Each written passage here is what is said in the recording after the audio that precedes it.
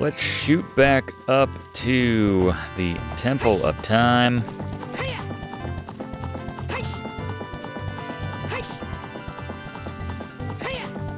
We get there before nightfall.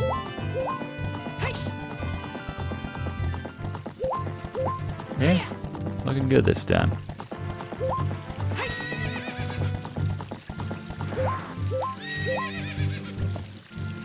That's the move right there. Makes dismounting more annoying.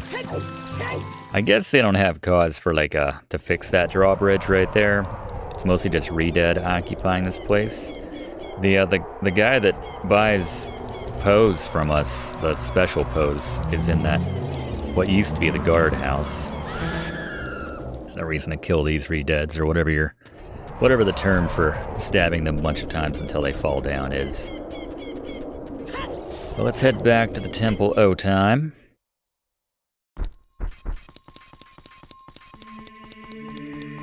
Go in the back here. And Sheik's waiting for us.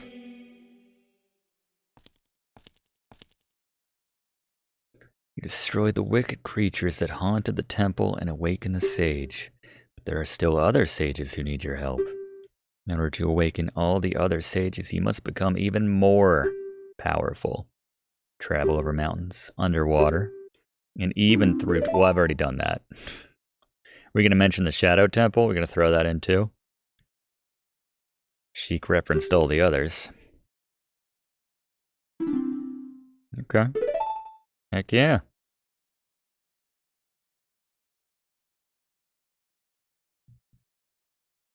Here we go. Prelude of Light.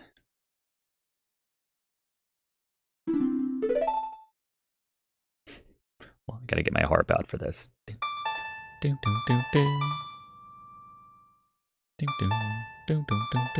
it just looks like some sort of medical condition, whatever that symbol is, on Sheik's chest.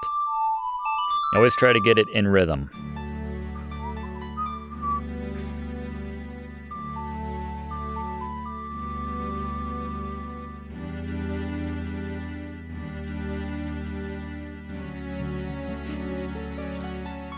Yeah, there's a bit more to it. You put the Master Sword back in, but you also have to be going 88 miles an hour when you do it.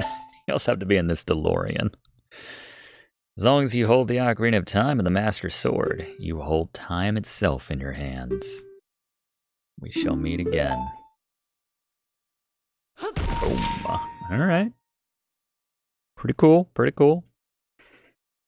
Alright, well now let us head to... Let's stop in at Kakariko, actually, since we've gotten the 50th gold Skulltula by now.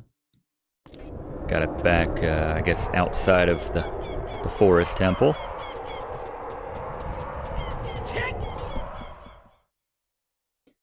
It's a bummer that we can never restore the market. We restore a lot of the areas in this game, but we don't,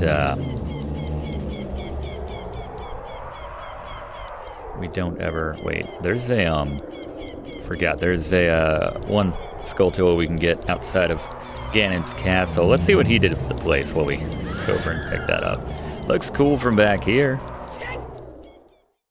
Yeah, let's stop off and grab this, huh? Yeah, I mean, that's one heck of a way to say no solicitors. There's no access to the castle itself.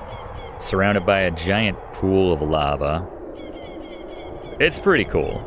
Like, I don't like the whole evil thing, but just aesthetically speaking, or architecturally speaking, that's not bad. Alright, so, Gold Skulltula. It's right on the other side of this little arch here. You can hear it. There we are. So you need the hook shot, but there is Gold Skulltula number 54. Alright. Now let's head to Kakariko. And finally get something which is not worth all the effort for our efforts. This won't even get us a new heart. It'd be a bit more impactful if it did. I like the the sky right there. I like what was going on with those clouds. That effect.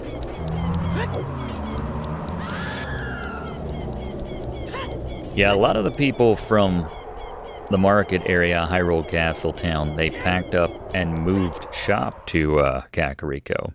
Specifically, like the archery guy, or the target guy, you know, used to be the slingshot guy. Now it's the archery guy. He moved shop over there. I think the potion person, they moved over there. We'll be spending a lot of time. I guess we will, while we're over here in Kakariko, we will stop off at the archery game. Get ourselves a quiver upgrade, very fitting. Arrows are important in Legend of Zelda, so let's make sure we can hold a few more. Alright, but first, yeah, let's stop off the gold Skulltula house and get our 5th prize. Again, this is the last one we'll get until we get all 100 Skulltulas. This is the last child that was cursed. There you go. I could also get you guys some shirts while I'm out if you'd like to. They're curse and shirt free. Look at that. Yep. One shy. Oh, do you need... Let's see what this guy said. He's very like, nah, don't worry about me. Thank you for saving my kids. What, me? Oh, that's okay. You already destroyed 54 spiders of the curse, so that's fine. Don't worry about me. It's very, like, guilt-filled and, you know, just very passive. Just, no, it's fine. Would I like to be a human? Sure, but come on. Alright, let's do the sun song so we can actually go into the archery shop. Experience the lovely theme of Kakariko. Makes you think the world is not as evil and messed up as it is. He's so over this job. So it's the exact same thing with a slightly different order. And when I say slightly, I mean like barely. Like they give both of those at once. Then they give you the one-off blue. Then they give you the other one-off blue. They give you the green. And then it's just the 2 reds once again. It's pretty much the same thing. They had a chance to really mix it up. So there you go. First try again. Very happy with that. But there's our quiver upgrade. The big quiver. Now we got 40. Not too shabby. And that's the last quiver upgrade we'll have for a very long time. So enjoy it. Enjoy those 40. Alright, quiver upgrade under our belts. So we could do the Poe side quest now for the final jar. I mentioned it earlier. I think I'll probably put it off until after the Fire Temple just because it's probably my least favorite part of this game. Relatively short as it is, but I think I'd rather go fishing right now. So let's head over to Lake Hylia and do the adult version of the fishing. Context. It's not gonna we're not gonna take our shirt off for it or anything, but yeah, it's down there in the southwest corner of the map. We can also grab another heart piece while we're over there, which will be good for our purposes to make that a new heart. And we can also get the Scarecrow song, or kind of lock in the Scarecrow song. So try to space this out so that we don't hit temple to temple. We have a little bit of a break in between each of these. But just to mention, you can do that earlier if you so choose, the Poe quest, but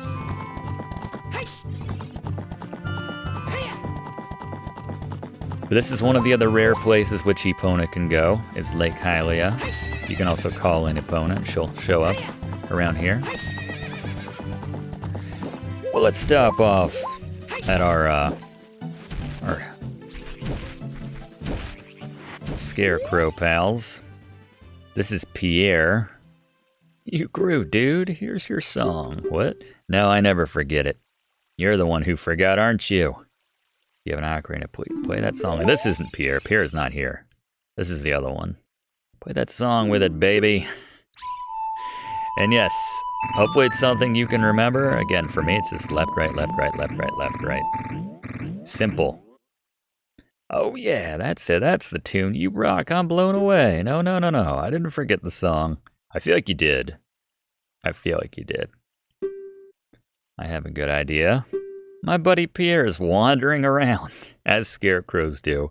He's playing that tune in calm. It will be very useful to get certain skulltulas and other goodies here and there. Alright. So with that locked in, actually we can, I think, use it right here. So when applicable, you'll see Nabby run up there and turn green. That's letting us know if we play the Scarecrow song, whatever you made it as a child, when you pulled out that ocarina in front of him, you can hookshot up there and use him as a, well, we accidentally stepped on the, alright, well, whatever.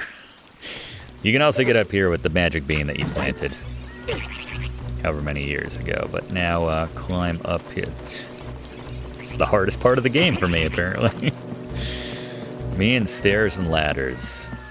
But climb up here, and whether you used a leaf to get up here, or you used Pierre, at the very top, grab yourself the 24th piece of heart, which gives us, for our purposes, a new heart right there, heart container.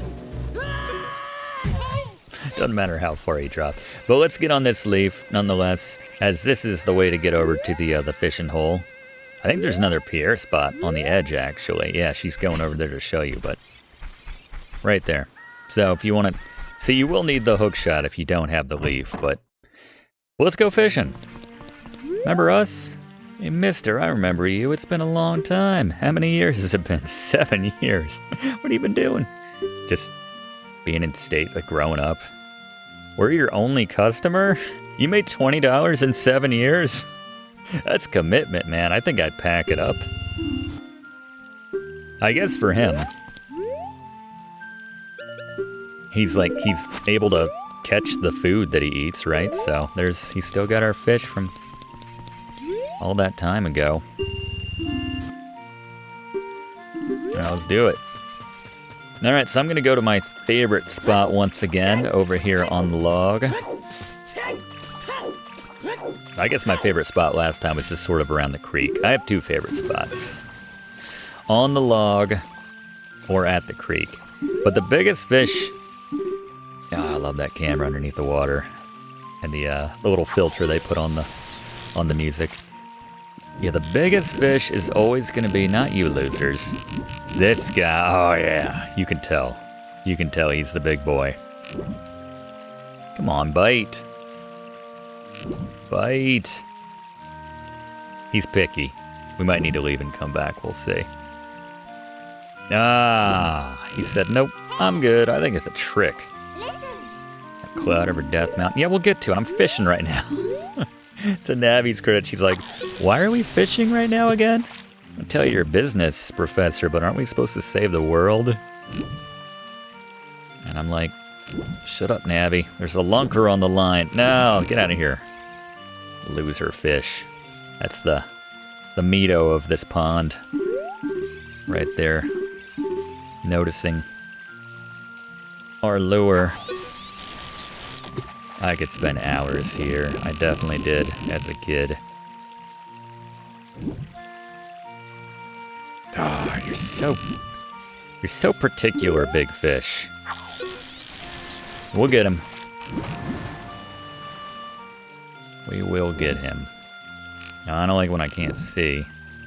Oh, I think we got interest this time. Okay. At least we can keep targeting him.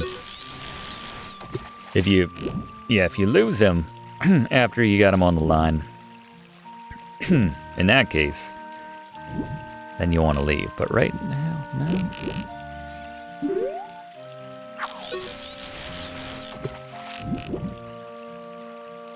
There we go. I think that's the one. I think that's him. I'm letting off every now and then. Fluff, I'm told you have a fishing-related fact you want to share with us? In addition to being able to find the sinking lure and catch the Hylian Loach, if you cast your line just right, you can catch the shop owner's hat to show the bald patch he alludes to in your conversation with him. Thank you, Fluff. Yeah, something I think we all probably tried as kids playing this game, or the first time we played this game, as part of the many hours spent in the fishing hole here. And you could be nice and return his hat to him, or alternatively, you can be mean and actually cast it back into the lake, where it'll, I think, forever be lost in the lake, and he'll forever be bald. Well, he'll forever be bald regardless, but he charges you $50 to, as a sort of penalty. But I do appreciate that continuity. Every time you go back, he'll still be without his hat. This is way more than 10 pounds. This is so much harder than the fish we caught when we were a kid. You'd think, with us being an adult now, that we would maybe have a bit more muscle mass and we'd be able to reel in like a 16-pound fish with relative ease, but I guess we have just been kind of standing there still for 7 years. Our muscles gotta be atrophied as sin at this point. This is definitely the toughest boss. Blaze and Gary to tackle this one. No pun intended. Although I'm pretty happy with that on the fly. Again, no pun intended. Oh, good lord. Yeah, we're definitely losing ground, but other fish is like, are you okay, Steve? I never thought they'd get you. Oh, we're so close. There it is. Oh, good lord. I love it when it's bigger than Link. That's how you know it's a lunker. 18 pounds. That's enough to get the golden scale. We're not giving this baby up. All right. So if you come back and you get the sinking lure, I'll try to grab the sinking lure, but the Hylian Loach will appear here every now and then after you pay him the money for a new round. So it's at random whether or not the biggest fish is there, but one thing at a time. This fish is huge. It looks like a new record. Weighs at least 18 pounds. Sweet. There she is, the golden scale. Jump into the water and press A. Now you can dive much deeper. That should be useful in Death Mountain. Alright. I don't have a fish. Shucks. Did they already replace my... Alright, so let's grab the sinking lure. There are 4 locations where this could be. One is on the log, pretty much where we were fishing. One is in the grass here. I like this spot, behind the lily pads. The other is by the rock, by the creek, the big rock at the creek. And the other is down here in the rocks, here it is. And this is the 4th spot. It's one of these 4 spots. So, true to its name, the sinking lure sinks. And strictly speaking, it's not necessary for catching the Hylian Loach. It does make it easier. You can catch a Loach when it comes up for air every now and then with your normal lure, but it's much easier to catch it when it's at the bottom of the lake. That said, and maybe we'll put up some footage of this, I've had it landing on top of the Loach before, very near it, and it just doesn't go for it. So, not really worth the effort for $50, I think, is the prize that you get for it. But another thing to mention about the Loach is it appears every 4 visits, I believe, to the fishing hole. So if you see it one time, then you would need to come back 4 more times for it to reappear. Then we can actually admit that we have a different lure by saying, let's talk about something else. Hey, what's that? Yeah, I didn't catch my lunker with this. What the heck? Yeah, you're my only customer. I feel like I ought to be nice to you. You're the only customer I've had in 7 years. Oh, yeah. What'd you do with that last fish that was there for 7 years? At least get the guy a bigger tank, man. That's a lunker. Alright. Good times. That's very satisfying. Pulling in an 18-pounder like that, but that's where it hangs out. That's what you gotta do. And, alright. Well, now that we got the golden scale, we can actually pop in the observatory here and do the deepest dive. We can touch the bottom and we'll impress this guy, and he's awful creepy when he... I like how creepy he is. One in his normal look, but after we go ahead and dive in the water here. Yeah, she sounds familiar. Ho, ho, ho. Alright, so he's got the little measuring stick right there. We just hold down, go all the way, touch the bottom, pop back up. And then when you surface, I don't know, this line gets me though when you talk to him. It's like, you may not have noticed, but I've been checking you out. I was watching you. You touched the bottom just now, fantastic. And there is heart piece number 25 for touching the bottom. Sweet. And just his little bobbing of his head up and down doesn't make me feel like he's any less creepy. All right.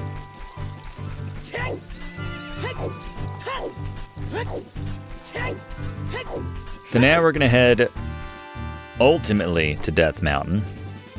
Make a couple pit stops along the way.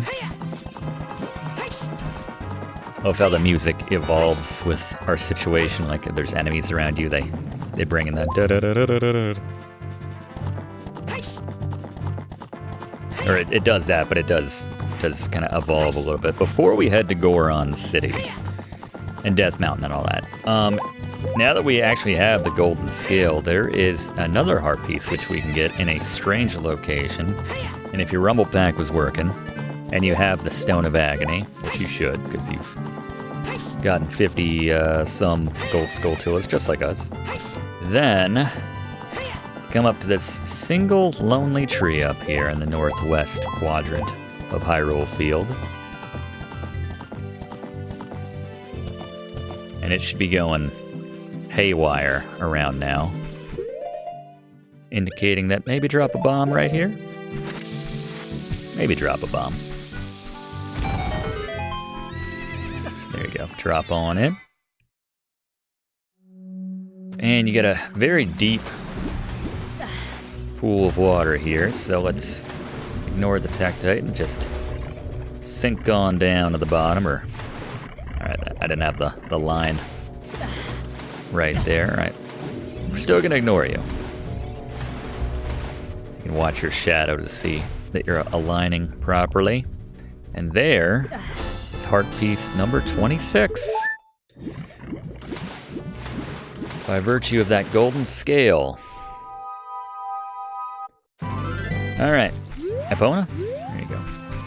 Now, like, it's like when you make a divot in golf, you just, Link does a little job to like patch it up right there. Yeah, that's the other problem too. When you like try using the carrots too quickly with the faster button, if you're not moving yet, it still treats that button as get down, so.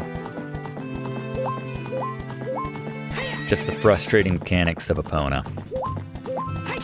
Which is a lot of why I don't like the little Poe side quest, but we'll get to it. We'll do the Fire Temple first, and Death Mountain and all that good stuff. We're not sure why they don't let Epona pass through here. I think we could ride up the mountain with Epona, but not the case. But let's cut on through Kakariko here. Lovely at night. Or it will be. Yeah, this area is afflicted by evil, just like everything in this game. When you first come to 7 years later. At least we made the forest a little bit better.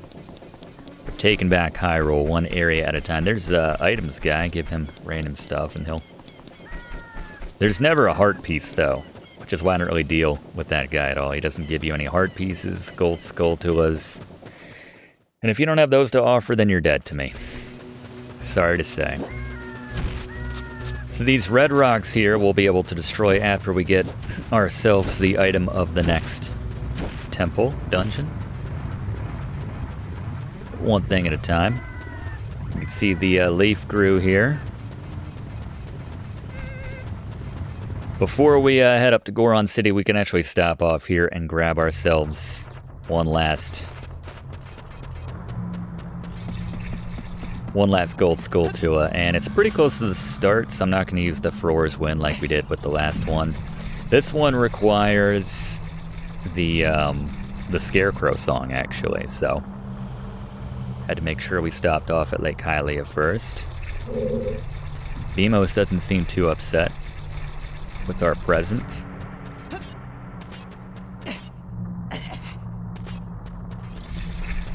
What's the idea? Alright, I was going to say that first Beamo's just happy to have some company. That one still wants us dead. So it's right here at the start, just past this area here, the baby Dodongos. You can see him right up there. So Navi's doing her. Remember, these guys explode after you give them a cheery stab. Like green beans. Alright, so kind of face in that direction and do our admittedly awful Scarecrow song. I don't know. It's easy to remember, and that's kind of job one with writing a hit song, so it's stuck in your head. But there you go. Here in Dodongo's Cavern with the Scarecrow song. That is Gold Skulltula number 55, I believe. Right here at the entrance, so no need to use the Furor's Wind. So let's head back out. And the Leaf is a bit of a shortcut if you want to take it to get up to the just the next level a little bit faster. It's especially fast later on when we're doing the Biggoron sword quest, which yeah, we'll be using that for the final step, getting those eye drops to the big man, but yeah, we won't be able to do that until we're 1.5 temples further on here in Ocarina, so. But this will be great. We'll see Darunia. We'll see that one guy that we dropped a bomb in front of and he gave us a heart piece. The whole gang.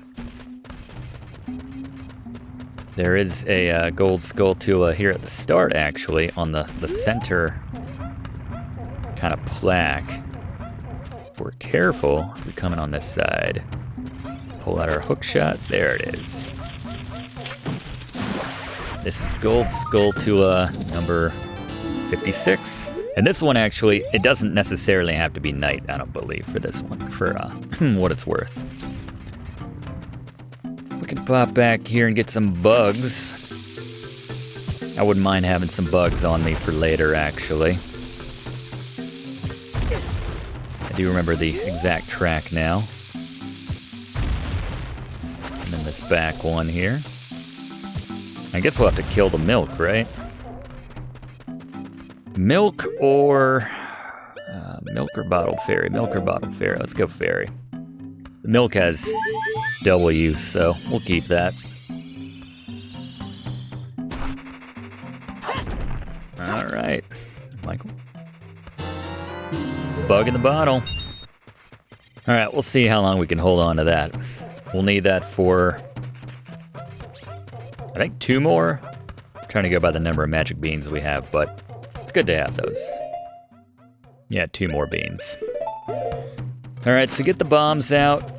We need to, once again, kind of similar to how we did with that guy stopping him to get that heart piece before. Nice first try. This one can be annoying.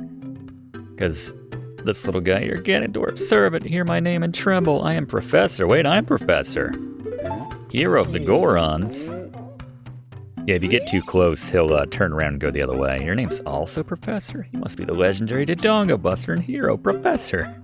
My dad is Darunia. How could I forget that guy? He named me after you, because you're a hero. It's a cool name, I love it. Times like these that I wish I named myself Crapbag. Wow, your name's Crapbag too? It's such a cool name. You went to the fire temple. A dragon is inside. If we don't hurry up, even my dad will be eaten by the dragon. Aww. You better try to calm him down if you can. Poor sad little Goron. So you have to go in this order, actually. It has to be dragon, then Gorons. He's so scared. Volvagia. It's a cool name for a dragon. Destroyed it just like that. Hammer, huh? Thought I was the hero. Oh, the hero that took him down the first time. So after you ask him about the dragon, then you ask him about the Gorons. And for whatever reason, That's the order. Ganondorf's followers came and took them all away. That's not good.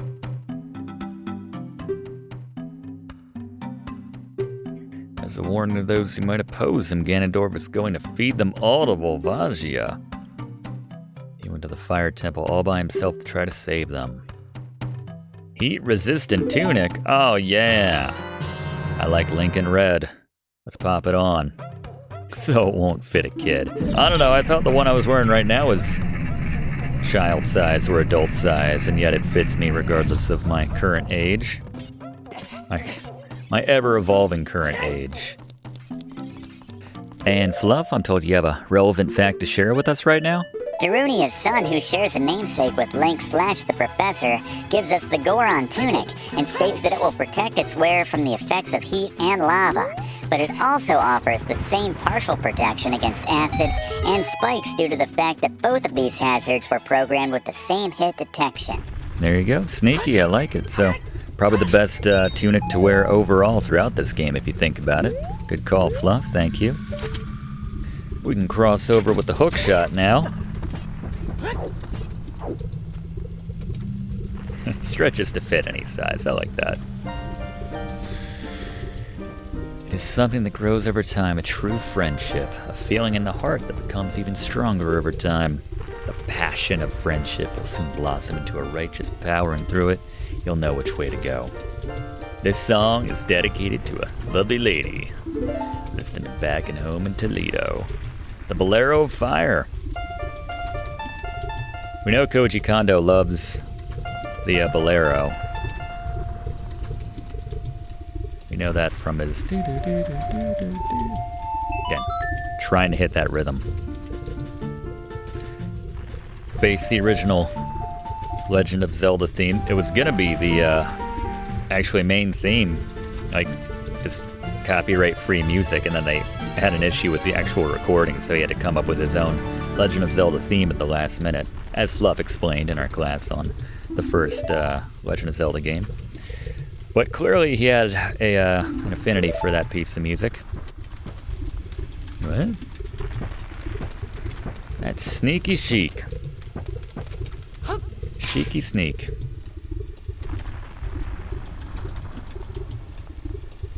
Alright. So now we might go ahead and let's do the Prelude of Light and warp, if I can remember it. There we go. And plant one of our magic beans and our bugs, actually, come to think of it, which is why we stopped off there. To grab those. Just a little shortcut to the past here, or side cut, diversion. It's not short, it's lengthening this actually considerably, but it needs to happen if we want to get everything.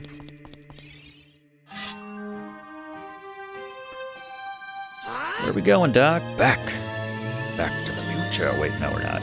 We're just going back to the past right now. We will go back to the future in a moment. Forgive my terrible Christopher Lloyd impression. There's the Bolero again. So, because the Goron tunic won't fit us as a child, we do have a limited amount of time we can hang out in here. But we don't need too much time to plant, drop some bugs and plant a seed, so, and it's right here. Let's bring it up.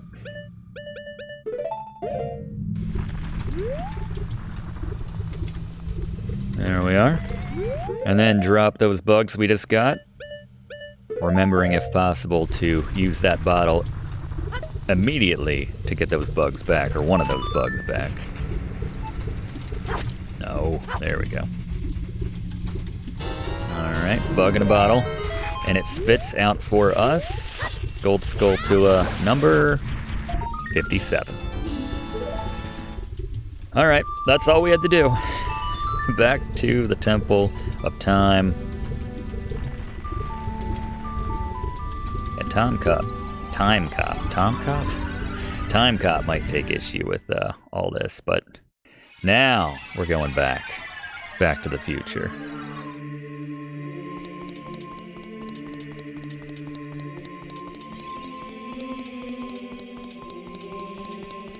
Be nice if we just like push a button on the side of the sword without having to go through all this business of putting it back into the pedestal and everything. Couldn't we just like, maybe, like knowing how it all works now, maybe set things in motion so Ganondorf can't go to the future and, or not go to the future, but just like take over and be evil? You'd think. Bolero one last time.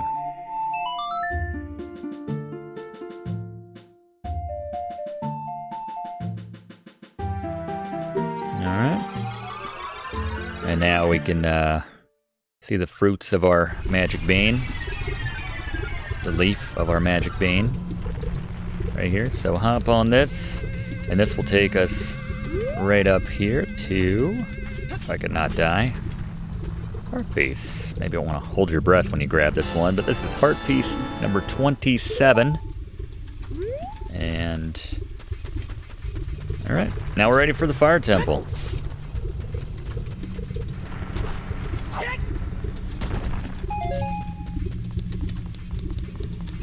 That face. Oh. You're young. My knees and shins used to be able to take falls like that. All right, here we are in the fire temple. So here at the start, locked door, unlocked door. Let's go in the unlocked door. We'll see a familiar face. It's our guy Darunia, our sworn brother. Who's there? Is that you, Professor? It really is, Professor. You've grown so big since I last saw you. He recognized me pretty quick. Man-to-man talk with us? You're not our dad. Not my mom. Yeah, your son told me. Sweet name, by the way. It's quite the honor. Giving his namesake after, you know, I'm tickled. Maybe we can, like, work together, though. Yeah, maybe we could go get the hammer. Like, you don't have to go in right now. While I'm trying to deal with the dragon. Please save my people. Prisoner cells are in the opposite direction. I'm counting on you, Professor. Wait, do you have the boss key? Can you leave the door cracked at least? I have to know for a fact he does not have the boss key. Oh well. We're suspending a lot of disbelief. Just add it to the list. I like he said his people are all trapped and imprisoned on the other side. He must not care much for this guy. I'll tell you a secret. This must be their version of Mito. This is the Goron race's Mito right here. But free this first one.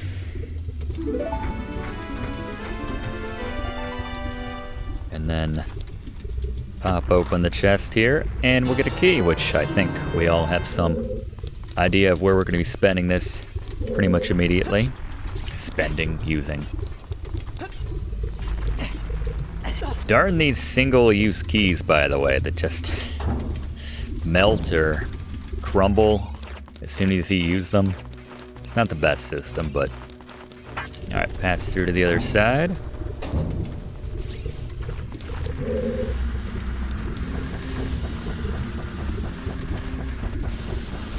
So over on the left side, there's another Goron who's trapped, and another key, more importantly. We do need to save them all. Metal Gear style, so let's do that. So before we play the Song of Time, let's pop in here and save that Goron, otherwise he'd really be stuck. And we wouldn't have this key. Hey, buddy. I like their little patch of hair on their heads and their little soul patch on their shins. Special crop. So he's letting us know that, yeah, the weak walls, if you hit them with the sword, they give more of a dunk. Just a wussy little sound. It's different. Alright. Have to be very careful around these likes, so let's get some tips on how to deal with them with blades. Alright, the likes, do not get too close as you can get sucked in and lose some of your tunics and your shields. Killing them fast enough, mind you, if you do lose your tunic and or shield. If you kill it fast enough, you can get these back, but the strategy is you want to toss a bomb or attack when that like is upright and is not bending over trying to suck you in. Note that the hook shot will stun this enemy, but it'll pull you in as well, so if you do use the hook shot, be ready to go ahead and stab away and put it down before it can go ahead and recover and suck you in and eat your equipment. Thank you very much, Blaze.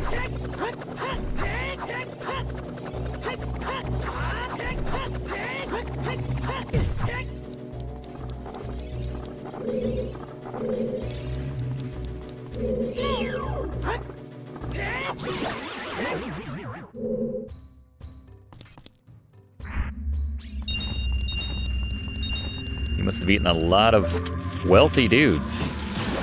There's a lot of 320 spots right there, but right here, that is gold Skulltula number 58. And now we can exit back out. Most of these temples have about 4 or 5 gold Skulltulas. Alright, so now need to cross over to the other side. You see, it's not immediate damage that you take if you fall down into the lava. Bit of protection associated with the tunic here.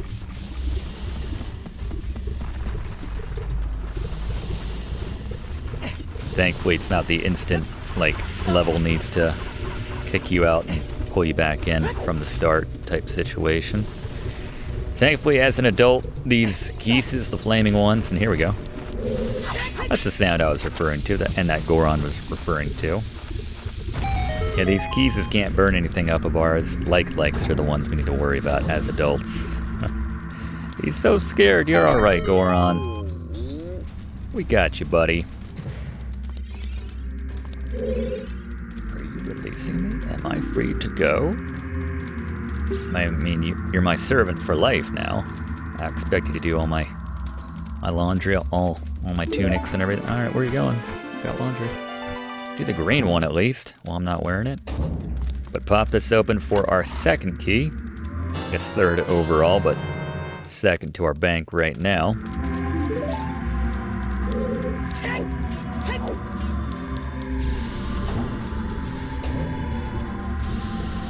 Alright, now just head over this way. You just don't even need to worry about any fancy jumps, just to kind of hug the wall.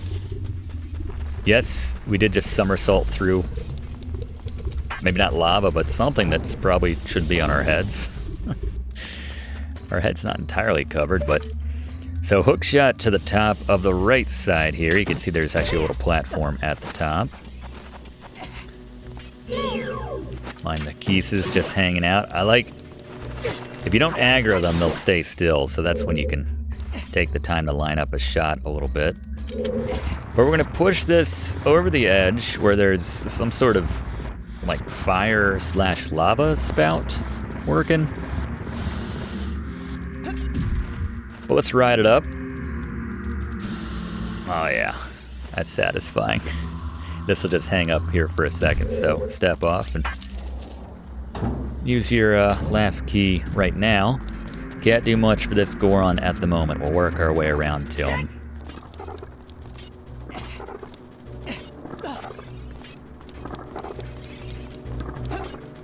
Have just enough to hop over that gap, that ledge there, but push this over. There we are. Don't mind the fire slugs. Right now we can avoid them. Get this in position, and we can actually just, a couple ways to do this, but I'm just going to climb up, and then you can, from up here, you can drop a bomb over the edge, or you can just hook shot it. I find you have plenty of time to get up and climb up here if you go ahead and don't use a bomb. Finish that thought. Just enough time. Feet might get a little toasty, but we're alright. We made it. Alright, it's a bit of a maze in this next room. There's a lot going on here, a lot of things we need to get. So let's go, I guess, counterclockwise this way. Just hug the wall. Everything of note is... And there's another false wall. This one's sneaky. I guess you'd have to hear the Skulltula and then check, but this is Gold Skulltula number 59. Alright. And there are keys to be found. There's Gorons to be saved. There's boulders to run into. That's how I do it, at least. Got a Goron. I think at the edge of this little area here. Yep. You alright, buddy? You treating you alright?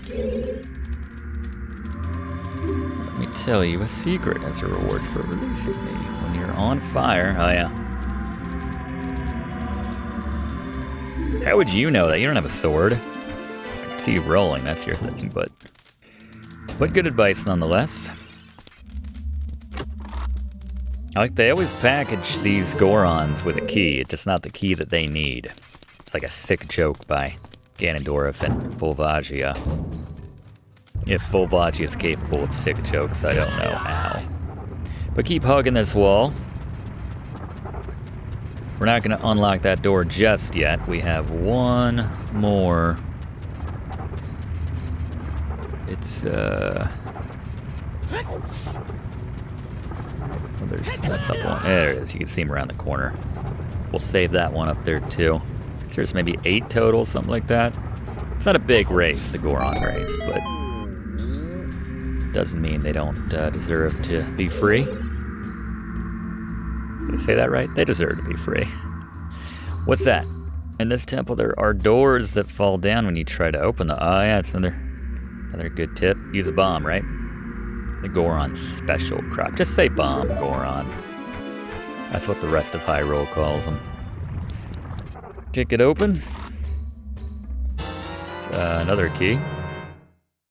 Alright, so now at this point, we can go ahead and work back to that locked door.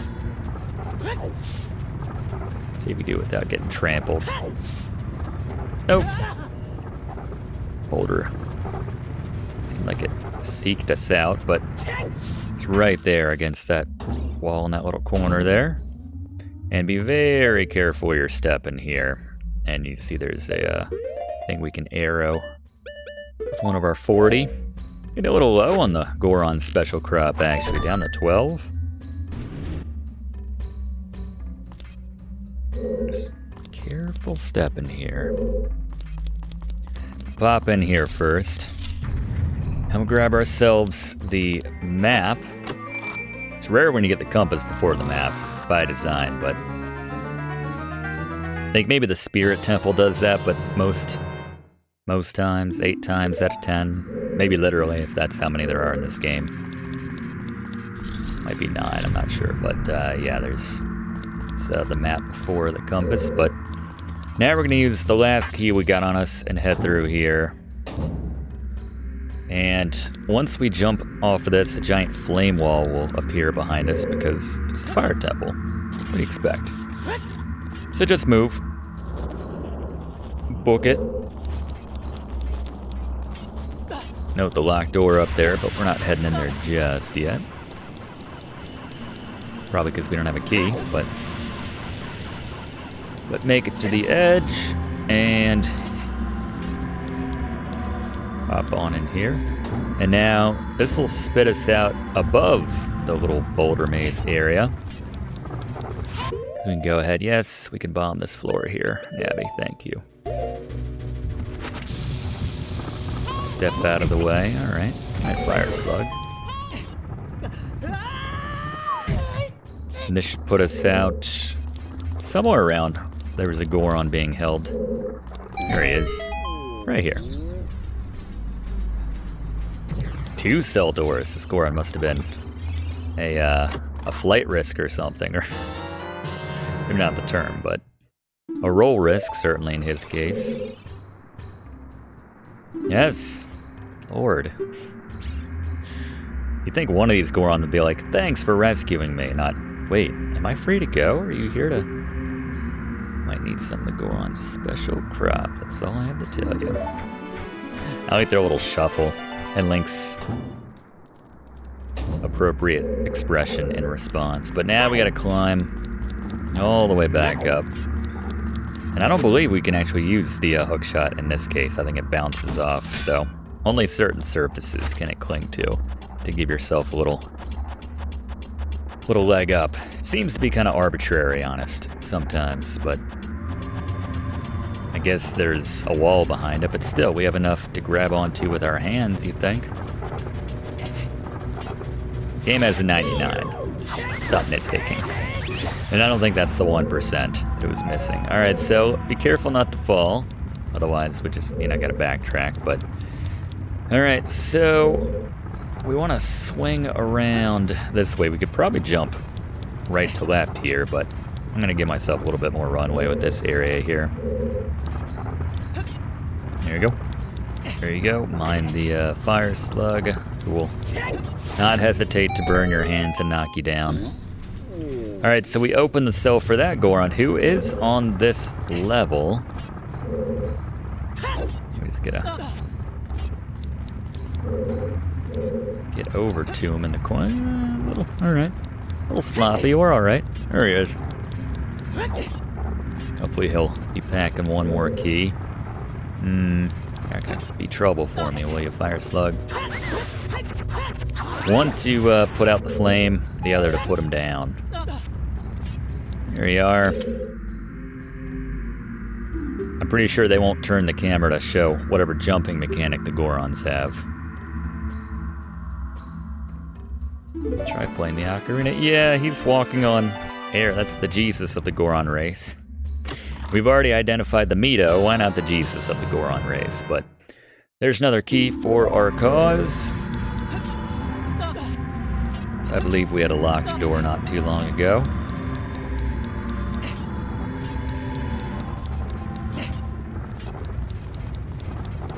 Before we do that, though, actually, we can actually put that Goron's advice to use. And there will be a scarecrow. You can see Navi, like, start to go up there. Hopefully this spot will be good enough for her. There we go.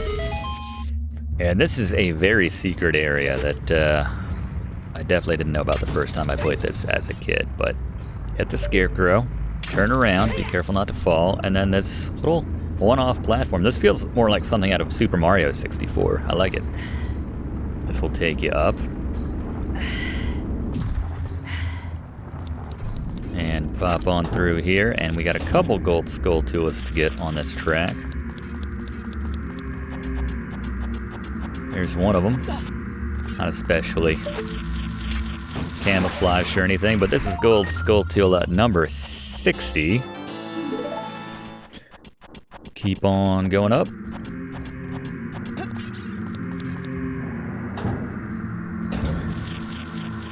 And you can hear the gold skulltula. He is just over here to the left.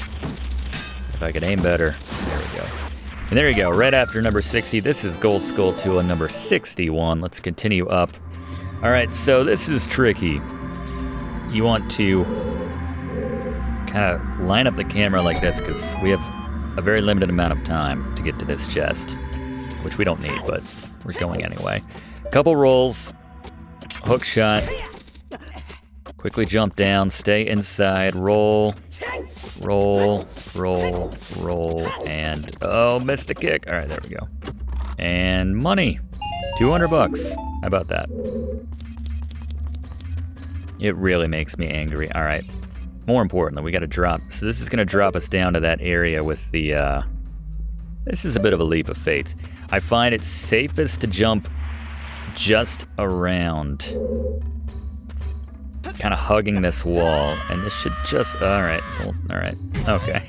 I'm not sure what happened with the physics there, but there's our shortcut. Yeah, it drives me crazy, the lack of things to buy in this game, honestly. At the very least. So this time, I pointed out the locked door. This time we're gonna hop from the little metallic area over on this side and up to just make it. Like, at least hold on to the other wallets, you know? Like, hold on to the child's wallet and the adult wallet. That's an extra $300 right there, Link, or $299 if we're splitting hairs. Just come on. That's a max of $7.99. He's like, I don't need this now. This is trash. He just tosses it.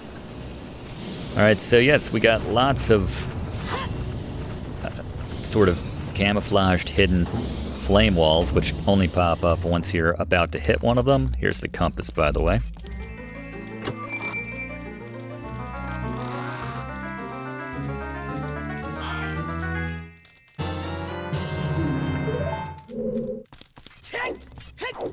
So yeah, if you just walk close enough to bait one, you can see where it's going to pop up. Okay.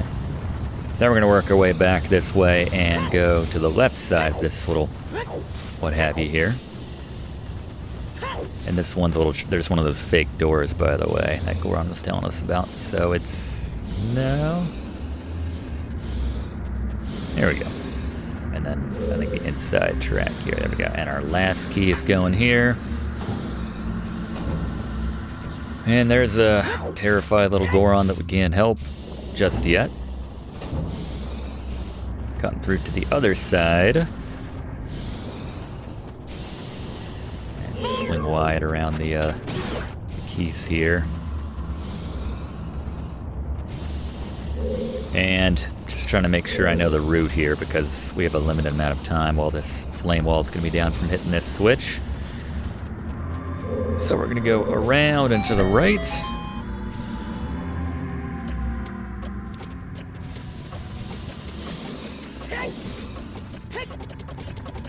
There we go. And then looks like a fake me out Acme kind of wall right there. Looks like something from that Wile E. Coyote would be involved with, but nope. All right, the Flare Dancer, Gary. Boss beater. All right, the Flare Dancer. You want to target it when they come out and hit him with that hook shot to pull the core, the little guy out, and then target them, get that sword out, you know, back up again as we do, and do that jump attack. If you miss them and they run around the other corner, go the opposite way and you'll meet them. They'll try turning around, but you can get that jump attack off. They'll retreat back into the flames and get their body back, but just repeat this 2 more times with the jump attack. And it's worth mentioning, once you have the Megaton Hammer, you can use that as well to get the little guy out of the body. But yeah, your pick. There you go. Take him down, the Flare Dancer. All right, thank you, Gary. I want to make it clear. It sounded like I was saying Gary was a Flare Dancer. Not what I was saying in that situation, but thank you once again, Gary.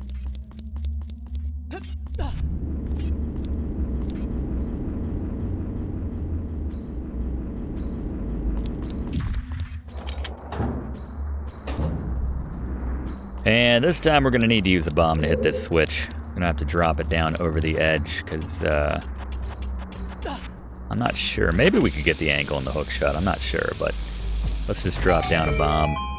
Get in position a little bit faster here. Did even shorter timer on this one. Actually, it might not be. That was fine.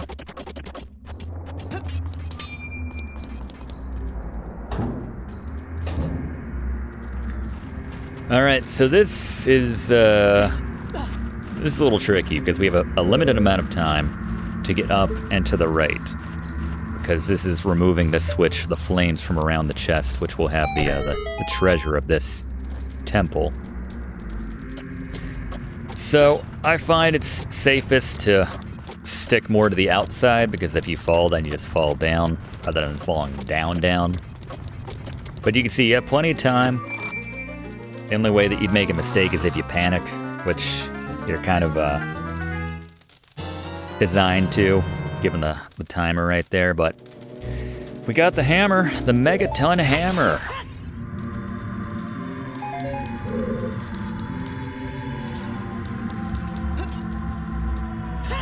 And we can use this hammer now. Let's try it out on this giant pressure plate. Okay, fair enough. Let's try it on these priceless statues that hold a lot of value, cultural value, significance to the Goron race. Oh well. Look at these pieces here. Alright, so this, we're going to want to hammer the that thing there. We got a couple boxes. We want to save one of these for weighting down a switch at the bottom of this area. Is this one going to stay? It's just broke on impact, but if we hammer this one down, it's from the top side here. Good lord. Hit that harder than I thought we did. Alright, there you go. Kind of similar to Dodongo's Cavern when we use that bomb to create that little staircase there, but hold on to this and use it to weight down this pressure switch. I don't think that took. You always got to be standing on it and then use it in this game. Right here. There we go. Alright, we're getting close. Not much left now. This one's obvious. Use that hammer once again. This will drop us down to a familiar room where we have access now to an area we didn't have access to before in this rusty switch. Or if we did, we couldn't do anything about it. Pop that open, and now we're in the room with that shivering Goron that we couldn't help earlier. Now we can, but we got to play the Song of Time to move that block somewhere where we can jump on it.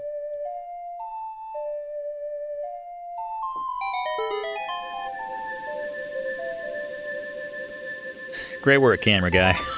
I praise a lot of the shots. Like when we were learning Bolero of Fire, that was awesome. But I guess I was off on talking about Bolero at that time. But yeah, there he is. Are you freeing me? And one last chest in here. Sure are. What's that? A door is hidden inside the statue at the entrance to this temple. Yeah, we didn't even stop and look, but there were a couple statues on the sides. Yeah, I'm holding it. I was literally... That's fine. Not gifted. And we'll get ourselves one last key. I think that's the last key. So we'll use this back in the original area to get ourselves the boss key, which Darunia didn't need for some reason. I guess if you're ripped enough, you can get away with it. Seemed to be what he did, but... Alright, so let's backtrack. Back up top, right here. And if you stand on this and hit this right here... Sorry, Keith. This should really do some damage, but Nintendo's like, you know what, they might only have half a heart. Let's have a heart and not punish them for having to drop down there. Alright, so there's the boss door. We're back in this initial area where we ran into Darunia. So let's go back to this first room. And if you drop down here, coming up on another one of my favorite boss battles here in this game. All the boss battles are great. Again, not the most challenging, but with a couple exceptions. Some are more tedious, but this next one's fun. So on this side, this is sort of the exit. So we'll come around the other side where there is a locked door, actually, I think, hidden behind a statue. Not just there on its own, is it? Yeah. Yeah, I didn't even clock these coming in, but these were here. I admire the Keese. Its determination, it did not give up.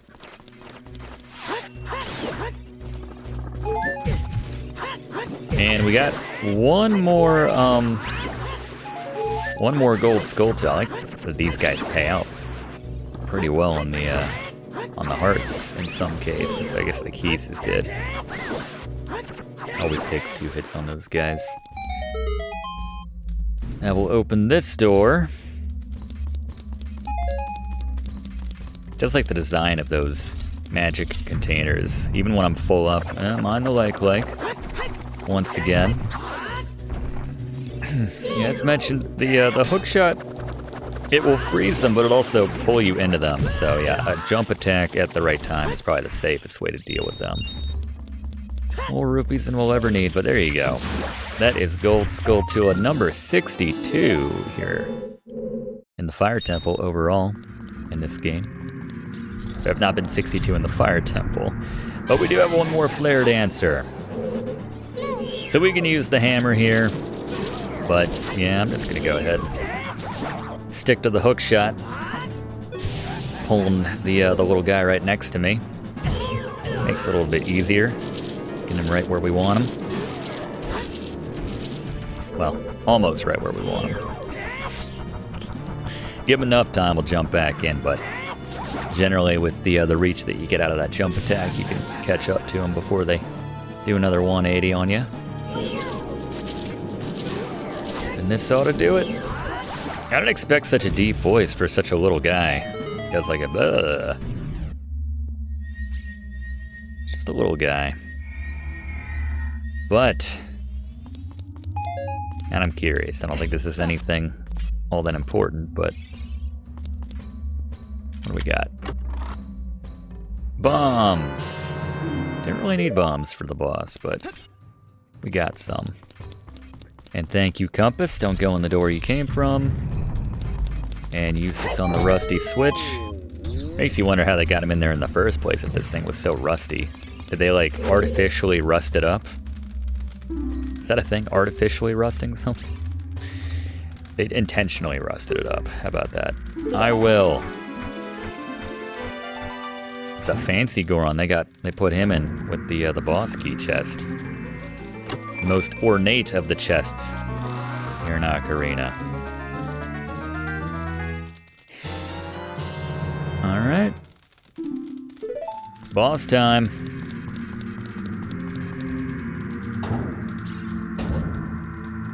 Almost.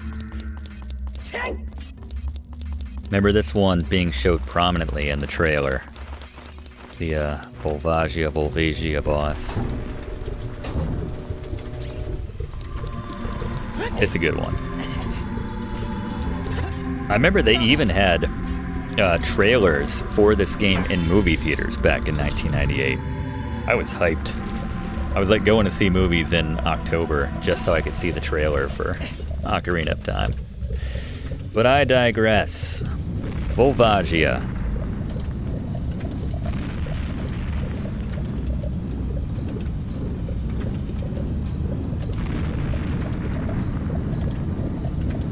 It's pretty rare.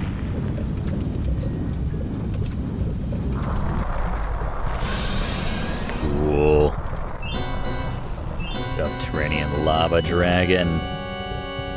Alright, Volvagia. Gary, what do you got for us? Boss beaters. Alright, Volvagia. This always begins with this kind of whack-a-mole game where they'll telegraph which of the holes they're coming out of and then pop out. Just make sure you don't run over too quickly and get too close at the start, because they'll pop out and do a short-ranged fire attack. So after they do that, go ahead, give them a nice hit with that megaton hammer. This will stun them so you can get a nice hit in. I recommend the jump attack because they'll retreat back after that. The other moves is they'll fly up around you, and you can avoid this entirely if you just stand kind of next to the hole which they came out of. You'll find, like the professor will show right here. But and then the third attack is they'll go up into the ceiling and drop down boulders on you. If you just go to the opposite side of basically where they started dropping those boulders from, you'll pretty much be safe. But yeah, just watch out for those attacks. But other than that, it's just the whack-a-mole game. When they're closer to death, they'll start to fake me out or fake you out or try to with which hole they're coming out of. So don't fall for it. Go to the real one and watch that initial attack. Repeat the process. Take them down. All right, good call, Gary. Thank you very much. Bait one side, get to the other. Let's see how close these shots get us over here. Yeah, good strategy. Nice and safe. Link showing utter disdain for his opponent's abilities, just flexing his sword. Alright, can't still be having stuff come from the ceiling. That's 3. Are there little flowers, little buds?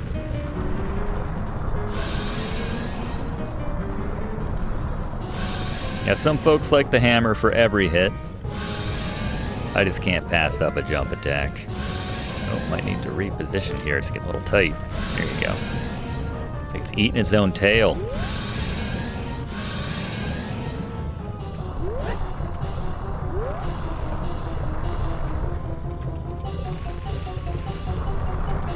Huh? Fake me out. It's getting desperate. It's gonna do it. Boom! They're all popcorned out. It's not an expression. Alright, as you follow along, let's go back to Fluff for another Fluff fact about the Legend of Zelda Ocarina of Time. One of the hallmarks of a lot of Zelda games is the inability to manually jump, and that extends to Ocarina of Time. In the early stages of development on Ocarina, the team was purportedly planning on including the ability for Link to manually jump, similar to the mechanic in Nintendo 64's launch title, which I mentioned runs on a similar engine in Super Mario 64. Two conflicting explanations for the change and replacement to auto-jumping exist. One comes from series producer and lead designer on Ocarina of Time, E.G. Aonuma, who bemoaned his inability to manually jump in games effectively and developed the auto-jumping mechanic to fulfill his wish to create a game which jumped for him. The other account comes from Shigeru Miyamoto himself, who stated he conceived of the auto-jumping mechanic one day and dropped it on the development team as a kind of limitation and challenge, to presumably necessitate other types of items and workarounds to get to certain areas and gain upgrades and other items. They finally introduced the concept of manually jumping in a 3D Legend of Zelda game in 2019's Legend of Zelda Breath of the Wild, something we actually alluded to on the whiteboard of our class on the Adventures of Link, the second and final Zelda title for the NES released in 1987. Thank you, Fluff. Yeah, I've never really missed the ability to manually jump in this game. I think if they did replace the auto-jumping with manual jumping, they would have to redesign a lot of concepts. It would take out a lot of the challenge, actually. So I kind of like it, actually. But thank you very much, Fluff. Contains the power of the fire spirits and my friendship and the support of the entire Rogue Squadron.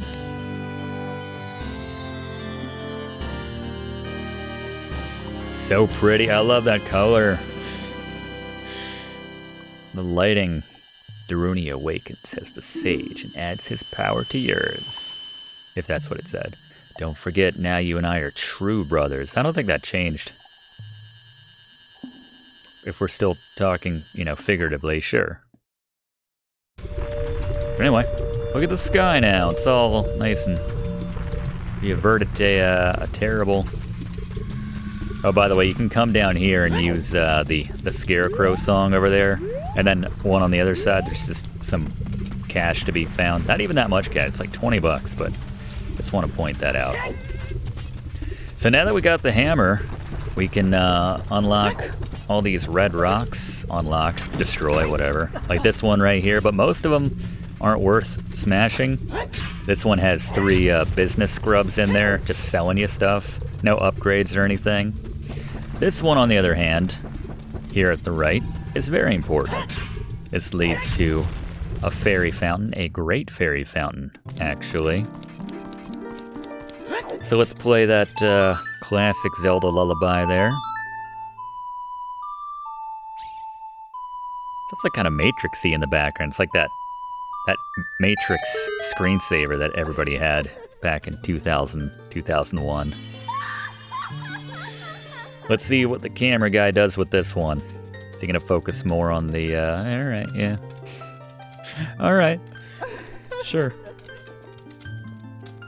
Great Fairy of Wisdom, enhance our magic power. So we have double, receive it now. So we have double the magic now.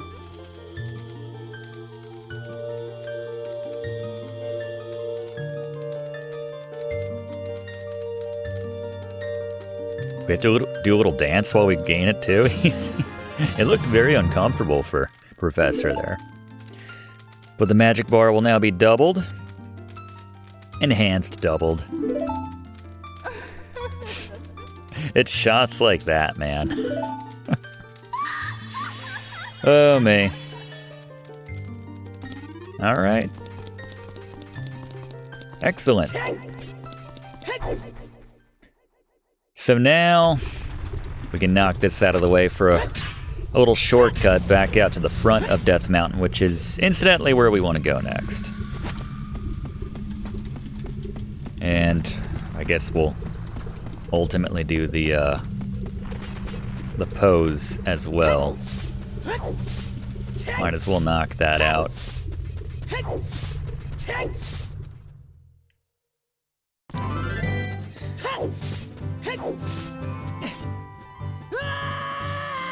So we'll find our first... Actually, we gotta go nighttime here. We'll find our first golden skulltula, which we can get with the hammer now. Hiding at night behind... You can see it warp in, basically, behind this rock. But that is gold skulltula number 63. There's something very satisfying, I have to say, about smashing the gold skulltulas with the hammer. And there's one more, and it's right around where we did that backflip off to get the heart piece. Kind of cheat the game a little bit. Here we go. And that is gold skulltula number 64 in quick succession. Shortcut. Not sure Link sees it that way, but shortcut. So yeah, lots of red boulders you can smash now, but we're just going to be showing you the ones that are worth your time.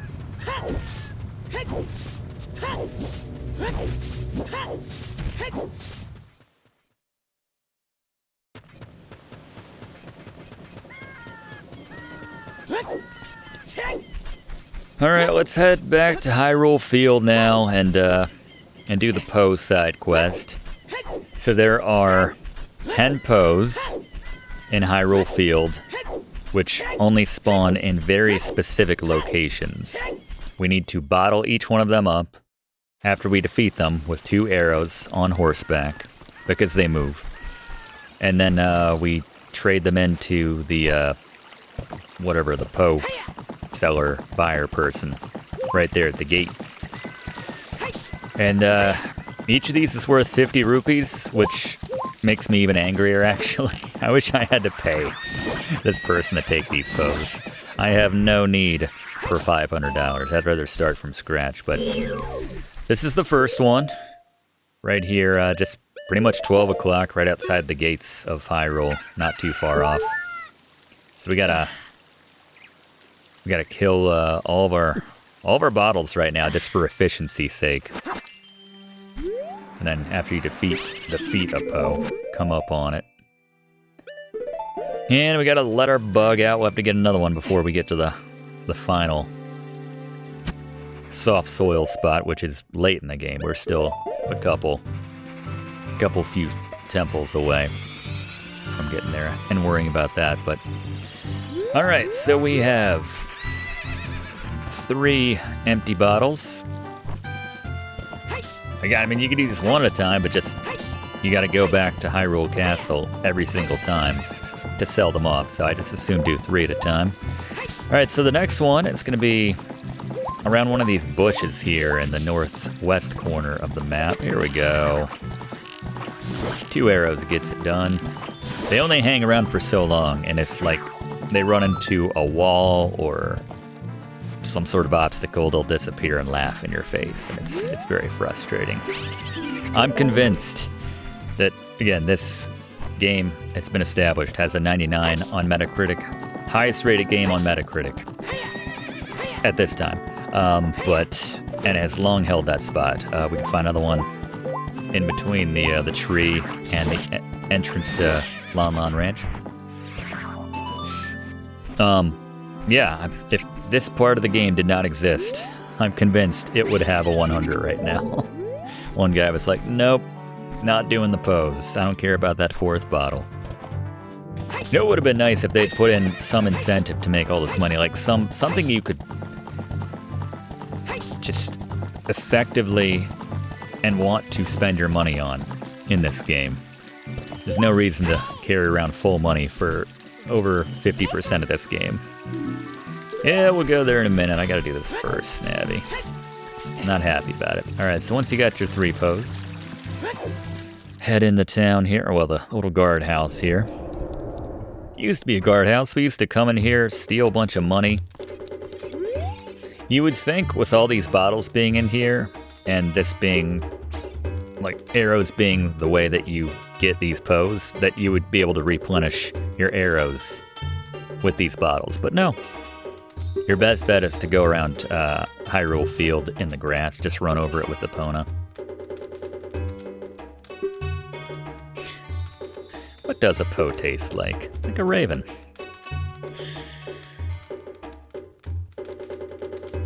They hate the world. Pay a lot of money for it. You'll pay 50 bucks, and I can't use it. All right, so 3 down, 7 to go. You also need to remember which ones you got. So we got the Northwest, we got the one that's right out front, and we got the one outside of Lon Lon Ranch. So there are...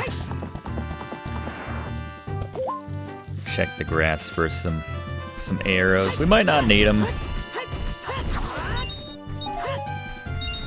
Again, you just run over this with Epona, and it'll generally give them to you if you run over the bush. It'll give you whatever item. Alright, so there's one on the west side. There's a couple over on the west side of Lon Lon Ranch. There's one with the very narrow pass, which is kind of an annoying one because you have to hit it just the right angle, but... Alright, so there's one... It's...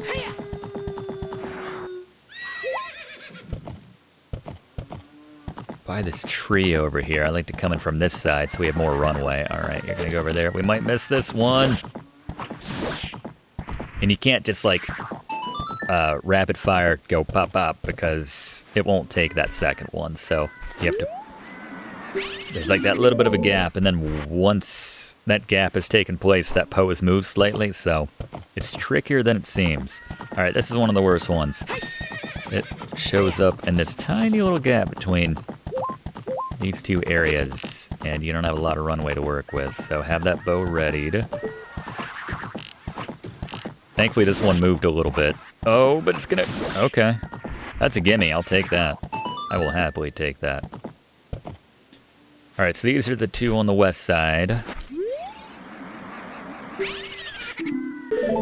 Kinda reminds me of the spirits from Illusion of Gaia. One of my favorites. And there's one down here in the south. It's like just below the path on the map. There's one by this rock here, but you have to hit it. They're a little tricky with the line you gotta take to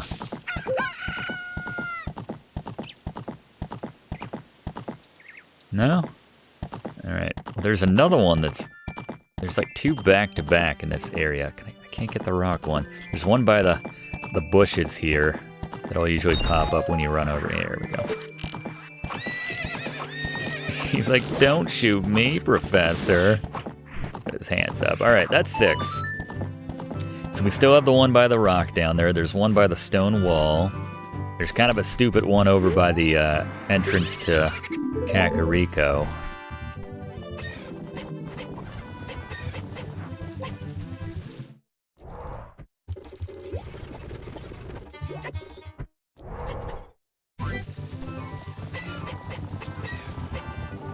Alright, so this one's very tricky. You want to come to the very edge, kind of like stop right at the water and turn to get yourself in position, and then start going kind of slowly.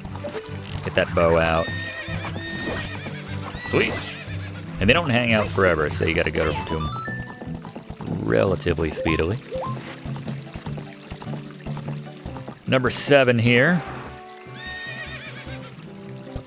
Hate that mechanic. Like, I'll back up for the both of us, Epona. You don't have to design her to...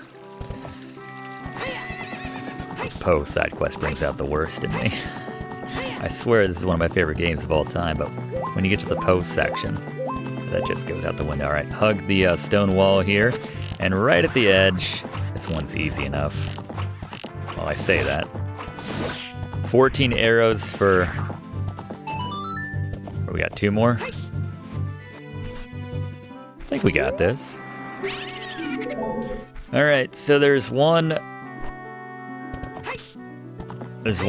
by this rock here, and there's one by the rock down there. And I like to approach this one from this side because otherwise you get caught behind that fence on the other side. But disagree with that. Alright. Let's just go get the one down here by the rock. If If I can find the right line to hit this. It's a Tony Hawk game all of a sudden. Let's see you bust something out. Not a single arrow. Yeah. And you can't put away your arrows once you have it queued up. Alright, it's by the rock. There we go. Oh. Alright. 6 arrows enough for that last one? We will find out.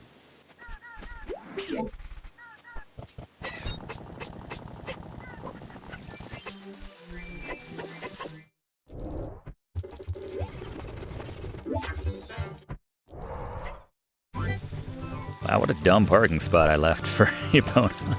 I'm sorry, Epona. Alright. Let us get this last one. We know where it is. It's by this rock here in the field. Give me a Hylian, Hylian, get a extra set of arrows here. So once again, I'm going to approach this from south to north because, again, I don't want to get caught by this little fence here. Epona's very particular. We're off at an angle. This is gonna be tricky. There we go. That was a very satisfying shot, I have to say. That's a good one to end on.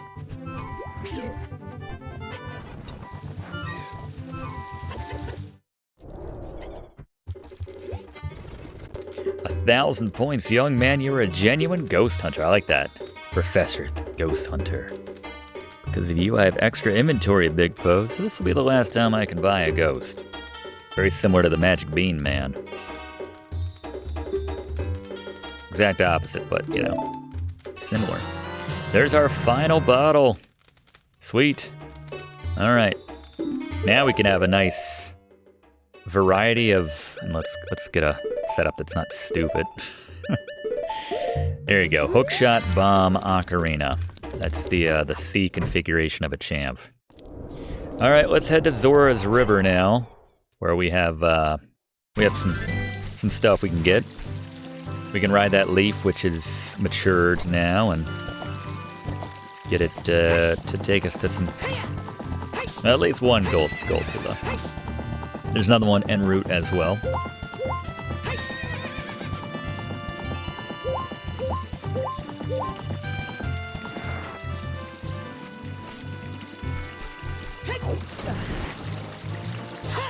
I'll be back. And actually the timing should work out night-wise. Seems like the sun's about to go down. That's perfect. Because our first golden Skulltula is just a single arrow. Seems almost statistically impossible. Actually, we need the leaf for this. We're gonna ride this up and then immediately disembark as soon as we pop up here. And then we'll see it, well, just, I guess, popped in, but this is gold Skulltula number, nope, that's not right. Bit of a brain cramp there. Gold Skulltula number 65. All right, we could take the leaf, but it's not that much faster at this point. We're going to go to that area where I was commenting on how the camera kind of follows us around before when we were a child. I like that it's snowing here now. Kind of nice little detail, the Arctic wind, as Navi put it. Oh, but we have the gold Skulltula on the wall here. Be very careful jumping. You can't reach it with the hook shot unless... Right, thought I was going to go over. Unless you're standing on this little bit of fence here. You want to be careful not to over jump and go off to the side there, but that is gold Skulltula number 66. Outside of Zora's domain, here at Zora's River. 2/3 the way there, give or take. No trust. I guess with Ganondorf being on the loose. Better safe than sorry. No way Ganondorf can withstand a bit of water coming down slightly fast, falling on top of him. But here we are back in the luxurious baths of the... Oh. A pools of... No, that's a lot of ice. It kind of bothers me that after we set things right here, it's still ice. And we can't use the shortcut to get back underneath Lake Hylia to get here, but... So King Zora is all kinds of frozen in some sort of weird red ice or something, but for our purposes, Gold Skulltula number 67, right here on the edge of this cool ice fall, if you will. There you go. 67.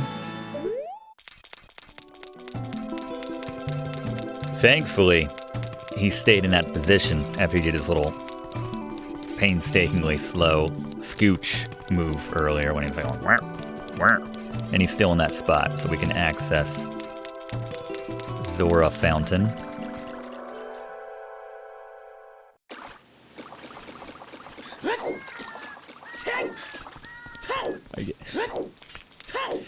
Alright, so if you stay upright here on the ice floats, you can get yourself a heart piece. And actually, if you fall on, it's not that big a deal. He can grab onto these.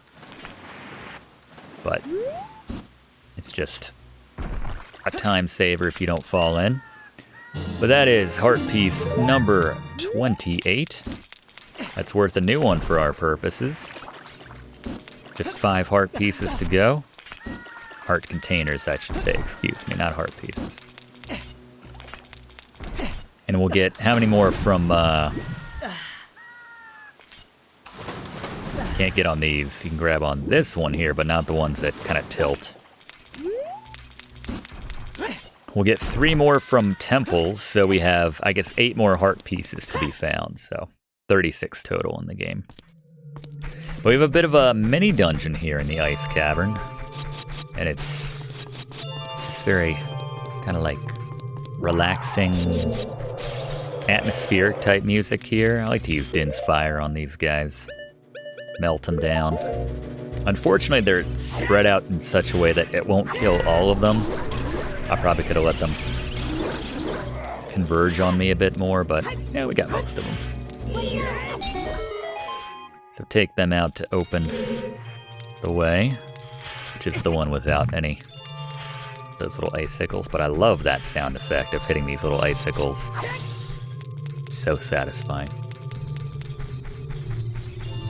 Gotta get 5 silver rupees here. I forget if this is the first time we did this or if we had to do this earlier. But grab a couple on the ground, but come up here to jump off and get this one. This one, there's one hiding behind, or the final one hiding behind those icicles or stalagmites of ice. And we find, that was weird. Oh, okay, that worked. This is Skulltula number 68 here in the Ice Cavern. We now climb up this area, which is now accessible to us for getting those silver rupees.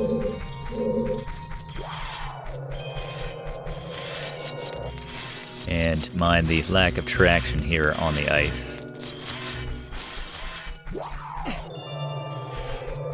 Another reason it's nice to go ahead and get that last jar before you come here is because, and these pieces are ice pieces, they will temporarily freeze you should they make contact with you. I'm going to try to avoid that. It might not happen, especially when there's 2 of them messing with me. Yeah, that's... Yeah. Just mash the buttons there. There we go. Yeah, the extra jars are nice because we're going to need to bottle that blue flame over there, which kind of looks like something out of Pilot Wing 64. Game I have a soft spot for. This will freeze you temporarily as well if it hits you, so. So careful with your jumps here. This blue fire, it doesn't seem natural. Maybe you can use it for something. Cooking up something. Cooking to the, all right. My brain's breaking down there for a second. We're gonna get 2 of these. Just cooking a steak to the perfect temperature. Blue fire. Not sure I'd stick my hand in it, but not sure how else you would do that, so there you go. So you can see there, we'll use this on the the red encased stuff, like King Zora, yes. Or we'll use it right here to grab ourselves a map. Single use. You can see lots of little things, like regular bottles, jars, which are covered with, there you go, which are covered with that red ice stuff, but don't waste it. That's what I'm trying to say. We're gonna head back to this last chamber because you can kind of see it comes in a couple different varieties. There's like the solid blocks of ice, of red ice, but there's also just the sort of red walls of red ice. I said red too many times there, I was redundant, but use it on the left one as we come out. There will be an area where we can re-up our supply in this next room and get the compass and something else. A couple chests in here. I think a heart piece, actually. Gotcha. Alright, you can hear a gold skulltula as well. This is a very profitable room. So come over here and use your blue flames.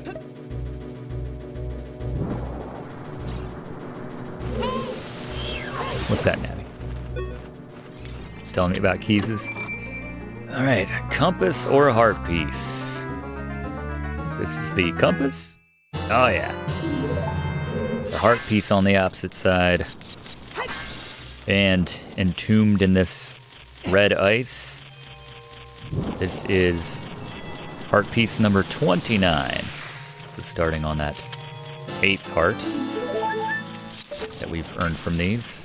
And then right up here, gold skulltula number, I think that's 69 overall, actually. There you go. And re-up your supply with 2 jars worth before you leave.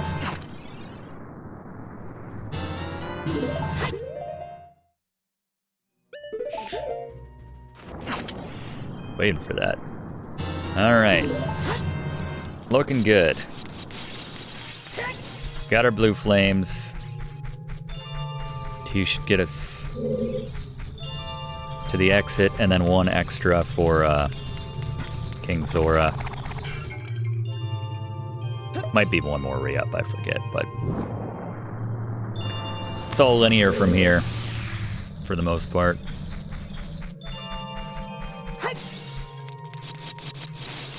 Yeah, it's just kind of atmospheric, moody, kind of. I recommend killing these pieces before you try doing much in this room. It's frustrating. We'll see if we can get away with leaving that one alone over there, but. And just like that, gold skulltula number 70 now. Alright, so we'll push this over here, climb up. Once again, we gotta get the 5 silver rupees here to unlock the next area. Yeah, there's the flame, so we'll use 1 to open the next area. Come at me, there you go. And we'll use this block, push it over here. Climb up and use your final of the 2 blue flames that we grabbed earlier. Well, you could do this with just 1 bottle. If for whatever reason you're like, I have to keep my 3 other fairies or what have you, you know, whatever you got in those other bottles. It's just a lot more going back and forth. It's not efficient. So let's get rid of that ice block. It's dead to us now, and a new one will be grown in its place. So there's the right way and the wrong way to do this. That's the right way to do it. I'm gonna do it the wrong way, because it still works. Because yeah, I don't know, I'm stubborn like that. This is always how I used to do it as a kid. And I think, like, a friend of mine came over one day, he's like, no, man, you gotta push it to the left. And then the final push puts the block right up against where you need to go in the end. I'm like, I can make it work this way, and it was fine. But, so I've always done it this way. But I do want to acknowledge that this is not the designed track. And the jumps are a little tighter. But grab 2 blue flames. This should get us through to the end of the game, literally. That's all the blue flame will need for the rest of the game. I'm pretty sure. Crazy as that is, it's like when they introduce a mechanic in a game and you only use it very little. I can form thoughts. I need to think a little bit better, but so yeah, from the corner, make a big old jump there, and you can still get that. And then you can also make this jump here, if you do it at the edge.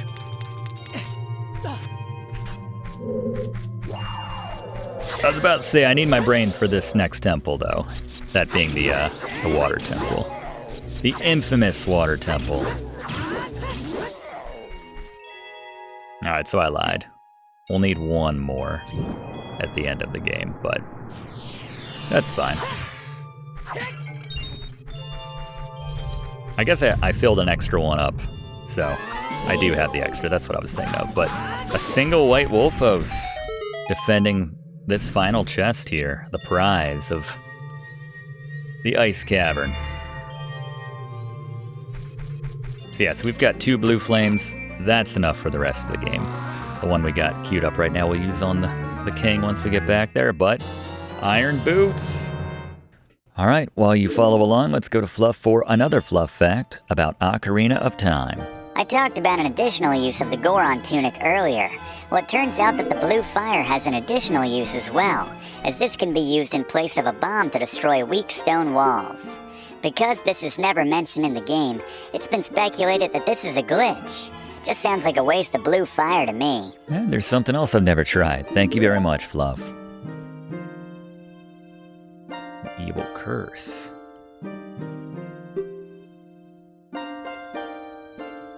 I don't know. Like you kill him and the ice is still there in Zora's domain, but whatever. Time passes, people move.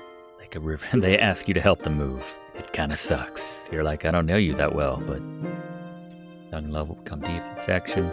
Always waxing poetic, chic. This is one of my favorite pieces, though. This might be my favorite long-form piece. All 5 notes of it.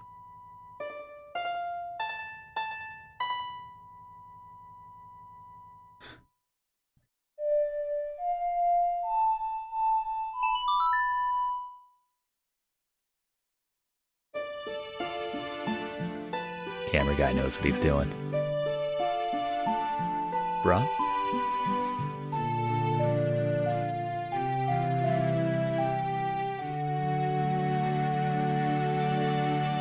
Beautiful. Love that piece. Alright, there you go. The Serenade of Water. Professor, I'll see you again. Ninja, disappear. Okay. We always want to know what that mysterious man's identity is. We want to know more. Always leaving us wanting more. I may have already given away the spoiler when we were still a child. Alright, let's test out these iron boots. Seems like something the mob might use, but...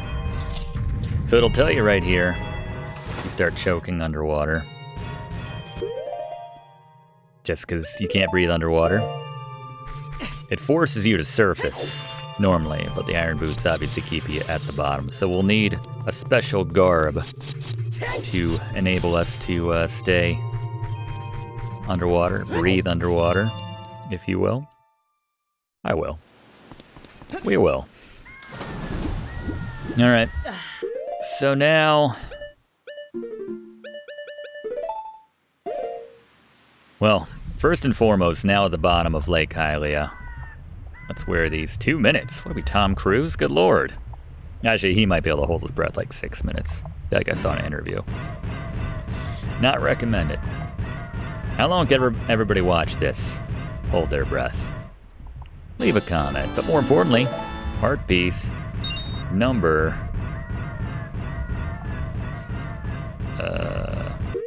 30? 30. Heart piece number 30. Hey, you can't breathe water. What are you doing? All right.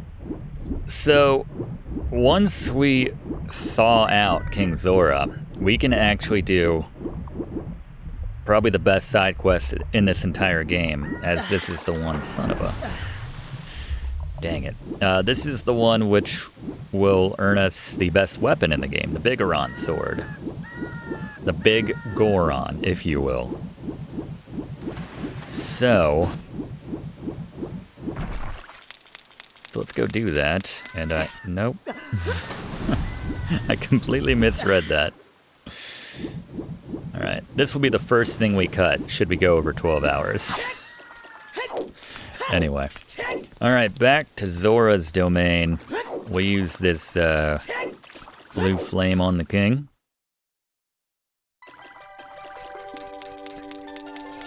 And you know what? He didn't reward us after we just open it up right next to him. He didn't reward us when we saved his daughter Ruto when we were a kid, but I'm sure he'll reward us handsomely. And you can't talk to him down here. He's got really bad peripheral vision. I'm sure he'll reward us after we saved his life, right? What are we gonna get? Heart piece? There we go. The blue tunic. It's probably what we'll wear for the rest of the game just because I'm too lazy to switch. And none of the fire areas for the remainder of the game are long enough to warrant changing. So, plus I think we look pretty sharp in the blue. All right, well, blue tunic on body. Let's get out of here.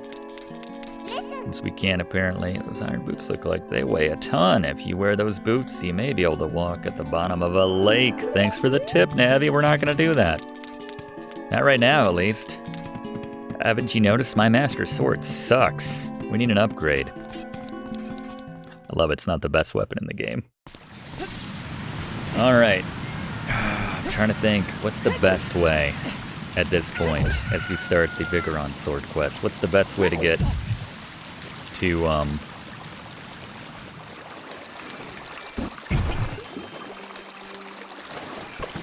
me speed this up a little bit here. I guess Kakariko, right? We going to Kakariko? That's where the quest starts.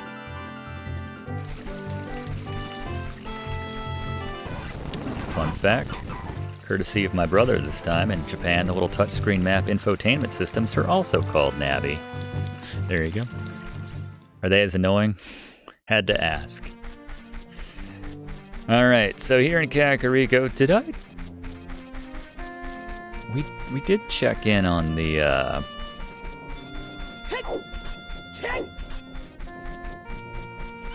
on the Skulltula family, didn't we?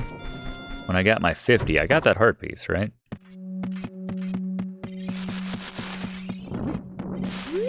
Yeah, he already paid me off. Oh, it's just like a flesh-colored shirt that guy was wearing, I guess. That's what it is. Like, because that guy on the right, he's wearing green and stuff. 70. There you go. Alright. Yeah, let's do the Biggoron sword quest. So, first things first, we gotta talk to this lady here, the Cucko lady. She looks exactly the same, hasn't aged a day in 7 years. The pocket Cucko. Cuccos are very good at getting lazy late risers out of bed. That sounds familiar. However, my Cucko is not entirely happy right now. You look like you're good at handling Cuccos. Thank you. Here, take this egg. After it hatches, bring it back to me. Check its mood, but it won't be happy until it fulfills its purpose of waking up Talon. Alright, so let's just pass some time. Ugh, why'd I have so many bottles? Empty bottles, no less, in my inventory. And I might as well put the Cucko egg in that third slot. Put myself in stasis here. And do it one more time to get this egg to hatch.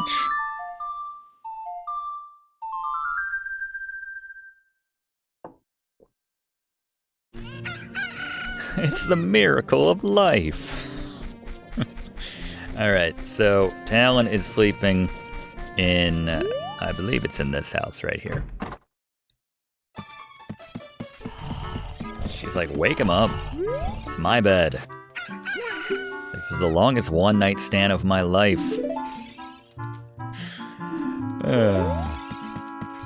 Alright. So Talon's woken up. it honestly doesn't really matter, that sense of it. More to the point, our Cucko is very happy now, so much so that this lady will upgrade us with a Kojiro. Gotta produce it for her. Come on, camera guy. You must have awakened an extremely lazy guy. We could have used one of those back in the Kokiri Forest 7 years ago. It's a me. A lot of people get free labor out of Link, is true. It's strange, but Kojiro has stopped crowing. Do you want to keep Kojiro? Yeah, it looks really cool. Blue Cucko. Awesome. Alright. We're gonna speed up some of these adventures as we cross all around Hyrule again and again and again. Alright, so Kojiro needs to go to the Lost Woods now. So it's sort of like, do you want to use the minuet of the forest, or do you just want to walk there? I just want to speed it up. Let's just do this, shall we?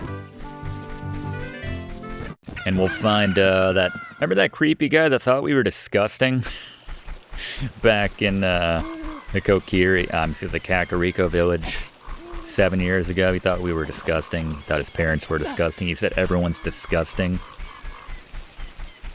Well, I think that man needs a Kojiro. That's what I think, for no reason whatsoever. I have no reason to think that, besides having played this. So, just hang a left once you get to the Lost Woods, and you'll see him there where Skull Kid used to hang out and play his stuff. Kojiro, why? Normally only a nice guy like me can tame you, which means you must be a nice guy. See, I'm not disgusting. Mr. Nice Guy. I think Mr. Nice Guy is still in Silmaria being king, I believe. I think he accepted that, but more on topic. We got an odd mushroom, and we have a timer as well, so we can't warp when we have a timer up, otherwise they'll be like, it went bad. I'm not sure what happens to time when we warp around, so we're going to have to manually walk this back to the Kakariko village now, and give it to the lady who lives behind the potion shop.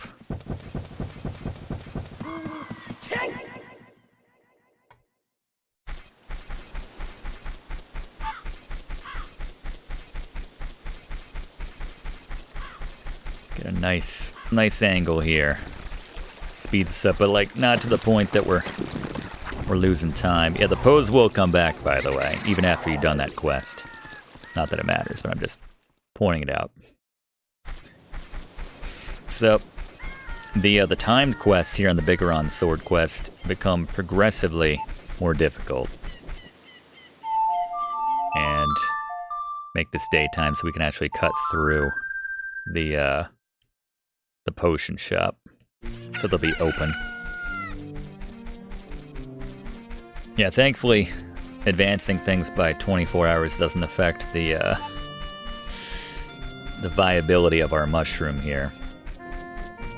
So, the potion shop has been relocated. We haven't stopped in there, but it's last stop on the right as you're heading out of town. You gotta figure that the complete collapse of Hyrule Castle Town has done wonders for the economy here in Kakariko Village. Oops, alright.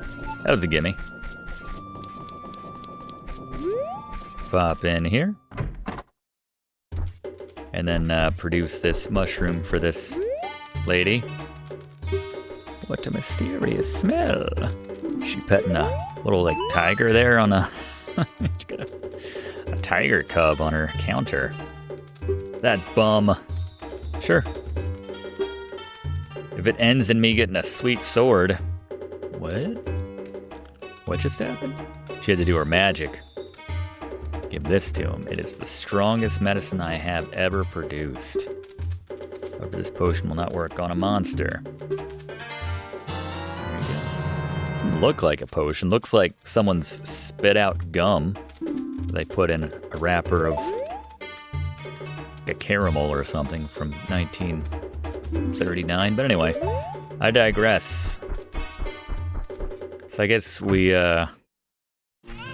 this one's a bit more leisurely. Don't have the timer, but let's head back to the Lost Woods. Yeah, I'm not convinced that the warping is going to be faster than just kind of speed walking here, editing accordingly.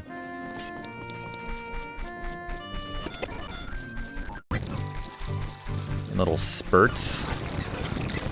Kona's like, you ever gonna ride me again? What's going on? Bored just hanging out here in Hyrule Field. Alright, so hopefully that guy's still there in the Lost Woods. Same spot. Head inside, make a left.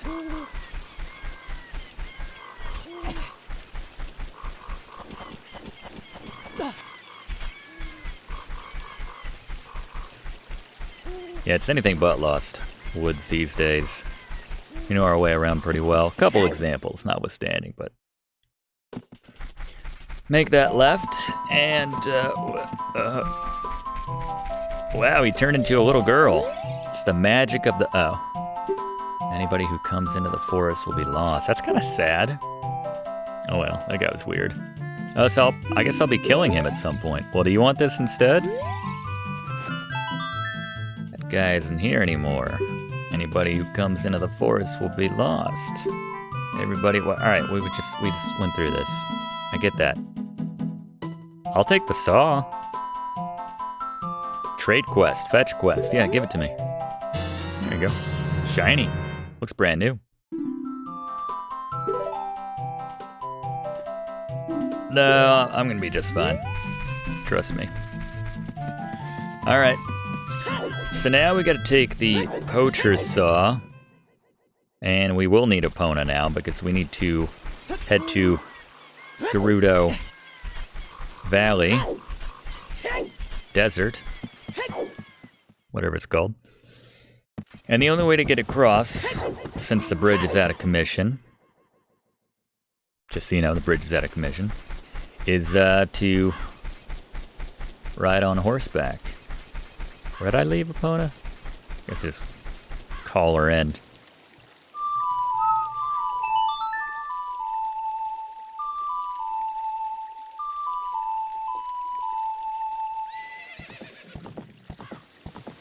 Atta girl. Alright. Straight west. Make it so.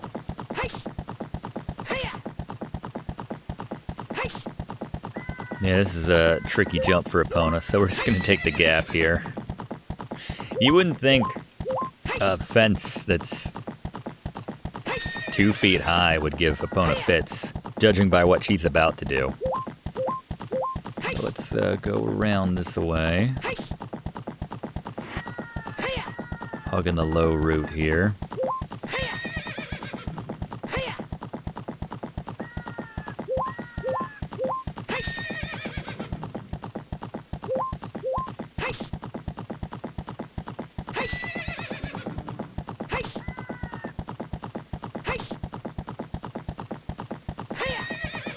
Ocarina of Slime.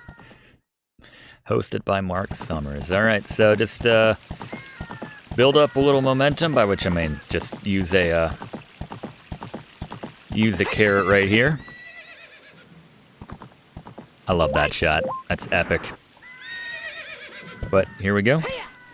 Dismount, give this guy his saw. A master craftsman. Those Gerudo thieves, they broke the bridge. I want to fix it, but all my workers are gone. Alright, I don't need to hear life story. The important thing is I got you your saw back. Alright, so his men went to Gerudo Forest to be thieves. We'll do that later. That's one of my favorite parts of the game. That's a good little time. I got your saw, though. Wow, that's a normal. If you go into like a Home Depot, there's just older gentlemen making that sound left and right. Especially in the saw aisle, but sure. What can you give me? Something random, I hope. Oh yeah. Why would you have this? What's the backstory? Oh well. We don't have time. All right, so there, at nighttime there would be a what is the Bora of Fire? Let's just do a fast travel here. I think this might be the fastest way to get back there. To where we want to go. A lot of different options, but this is the way we're going to take.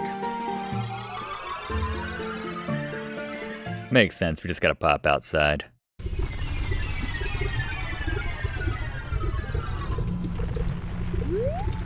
Yeah, there was a gold Skulltula back there, I think behind his tent, but we'll grab that later when we're not mid this quest. We can ride this. We want to get off at the front. Well, okay. Close enough, I suppose. So we'll climb this. And then exit right out front. Where we'll have our first encounter with Biggoron. Not to be confused with the other Goron that makes crappy swords. This is the one you want, making you a sword. You can spend money on the other one, but it'll just break after a few uses. A broken knife is surely my work. I really want to repair it, but because of yesterday's eruption, my eyes are irritated. Give him the fish voice. There are fine eye drops in Zora's domain. You will find them if you go to see King Zora. That's why we couldn't do this quest until we had freed King Zora after the Ice Cavern, so this is the earliest point at which you can do this quest. Now, with regards to getting to Zora's domain, I think the fastest way is going to be cutting through the Goron city and then going to the Lost Woods and then popping out with the shortcut, which is just, like one screen over to get to the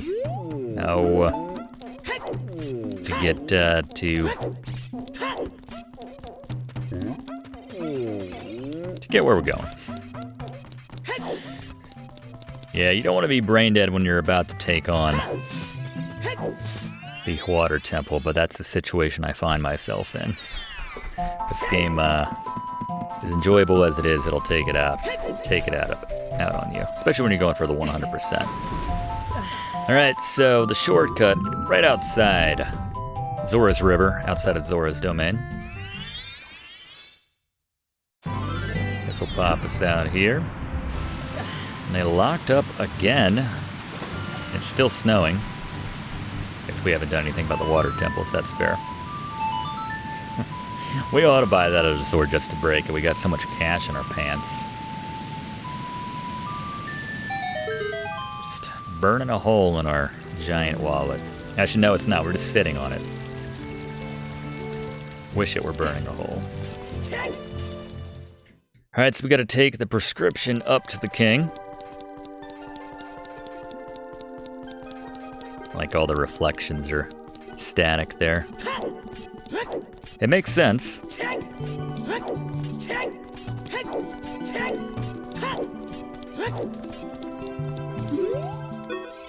you fill this out for me? Or can you honor this prescription? You might say we have them, you might say we don't. Well, which is it? Ingredients. Alright. To the doctor. It's another timed one, I believe. Yep. Sure can. I know you're not going. I've seen you move about 2 feet in 7 years, so not gonna hold my breath. Alright, so again, we can't warp. Not that there'd be a very convenient one to get to Lake Hylia. Oh wait, yes there would. But we can't warp. Forgot we'd just gotten that. Haven't done the water temple. Alright, so we'll just follow the river, I suppose, right? The annoying thing is we're too big. We can't swim. The water only comes up to like our, not even our pecs. So it's a little bit longer to get down to the bottom. So much fetching.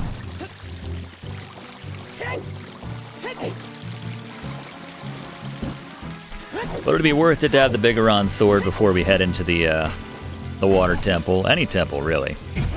But Biggoron sword is nice not only for the double damage it deals, but for the reach which it affords us as well. Makes dealing with a lot of enemies a lot easier. Makes hitting certain... Let's hit the burners. Makes some...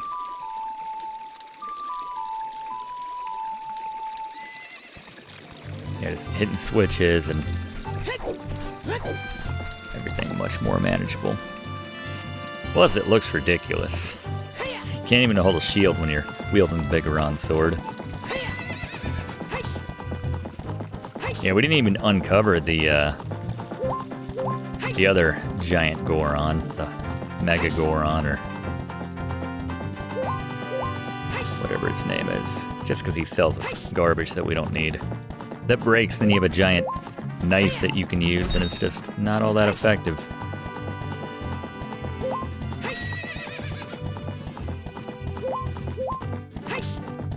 Still got a minute. Let's see if we can clear this. Sometimes I get caught with the sign messed us up. Have you got this, Epona, or do I need to take the ladder? It's trying so hard to jump over that little gate. It's like, I could do that, Link. Yeah. Alright, the penultimate delivery here. Outside the door's on? Oh, okay. Good thing we got some time to spare. I was gonna say don't do the rear thing. All right, 30 seconds to spare, give or take. Drop this. I just noticed the cute frog animation in our down C button. Let's deliver this to the dock. Can you do something with this? Gotta be in just the right spot. I don't care. All right, so you are sort of a doctor. I said earlier that there were no doctors in Hyrule. You might be the one. Wow. I've seen an eyeball frog like this. I wish his face wasn't covering up that doofy looking frog. Tonight I will cook fried eyeballs? No, no, no, no. I need... No. No, it's not for eating. It's for Biggoron's eye drops. Is that like the name of the eye drops? Are they that specific? Just for Biggoron? Other people might be suffering from the same ailment, but he was the first one, so they named it after him. Medicine doesn't have any preservatives in it. I can appreciate that, but it won't last long, so. All right, so we have 4 minutes this time. You're young, you can do it.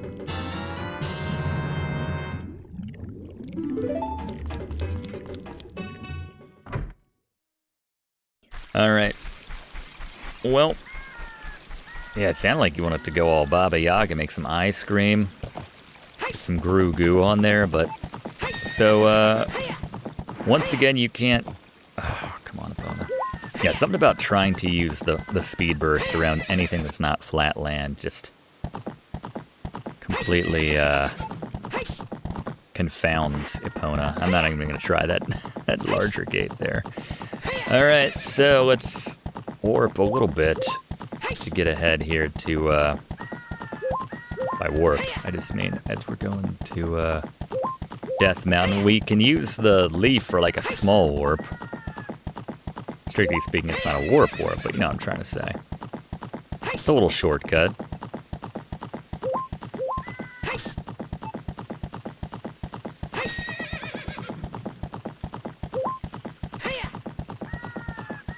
Certainly not necessary to get to the top in time, but it can't hurt. Doesn't hurt. And we've planted all but one by now, so... Go, go, go. Don't do the thing. Alright, good. That was a pretty clean dismount on Epona there. I'm happy with that. 245, we're in good shape.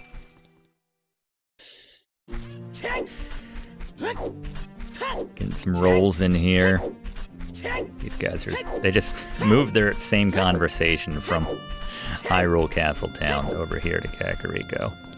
I'm not even sure they noticed the difference. Someone just like picked them up and dropped them there. And continuing on through. wonder if that guy ever gave that Keaton mask to his son, or if he's still wearing it. He's like, sorry son, I couldn't get one for you, and then when his kid goes to bed, he puts it on and laughs his butt off. Did notice the eye drops look like some sort of, you know, Clinique perfume or something. Does Clinique make perfume? Something you get at the counter at Macy's. But anyway, hop on the leaf, and we're going to ride this one for a while, because if you give it the time, it will take you up one more tier and hop off right here, and then it's just a straight shot now. Thankfully, no more molten boulders dropping on our heads. We do have a couple skulltulas to contend with, as you can see.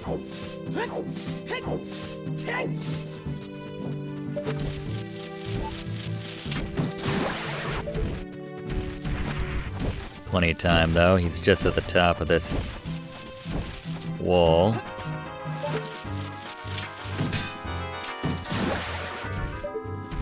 Here's your frog.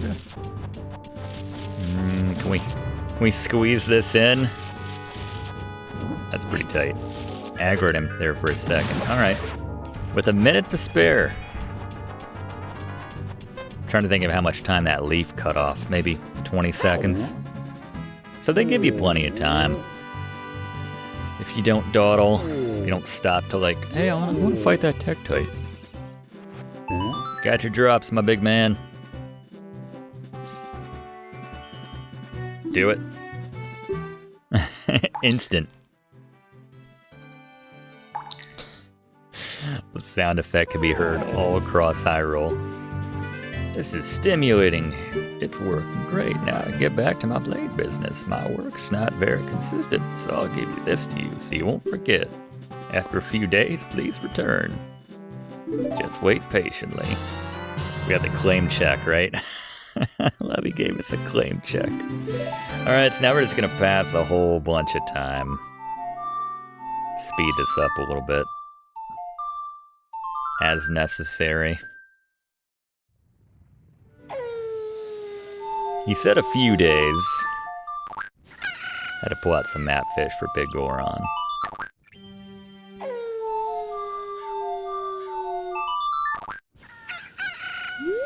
Not yet. You are impatient. Alright. No. No. Maybe he's like, why are we burning 5 days? Ganon took over another continent. You good now? Yes. Alright, and there you go. At the end of the Biggoron Sword quest. The Biggoron Sword. Tasty. It looks a lot like the Master Sword, but bigger. Alright, let's never wield this trash again. The Master Sword. Heck yeah. Oh, I love it. And as he says, you cannot wield a shield while you're using this, but the best defense is a good offense, right? That's sound. Huh? Weird. Serenade of Water. Alright, so now we are ready. Now we're good to go. I wish we weren't. I wish I could put this off longer. But it's time. It is time. A lot of the fun of the water temple is just raising and the lowering of the water. Time for Ruda. Yeah, does she still think we're engaged? That could be embarrassing. Oh, we can stop off, by the way. Put our iron boots on back in the observatory. And there is at the bottom of the observatory. Pop these on.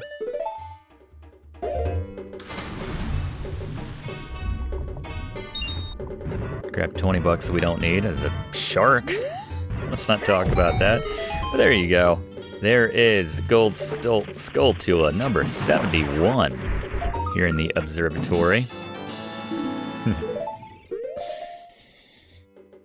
Alright, is that guy gonna be weird again? I was watching you while you jumped in there.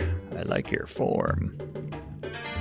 I like the water temple. It's just, I can acknowledge that it's a brainful. But I think we got the most efficient route getting through here, so I'm feeling good.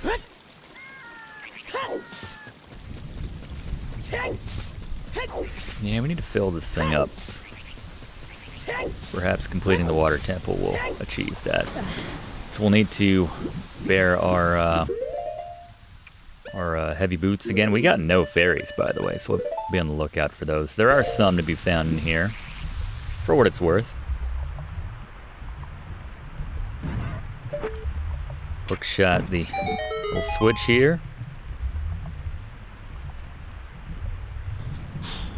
Take a deep breath, and in we go.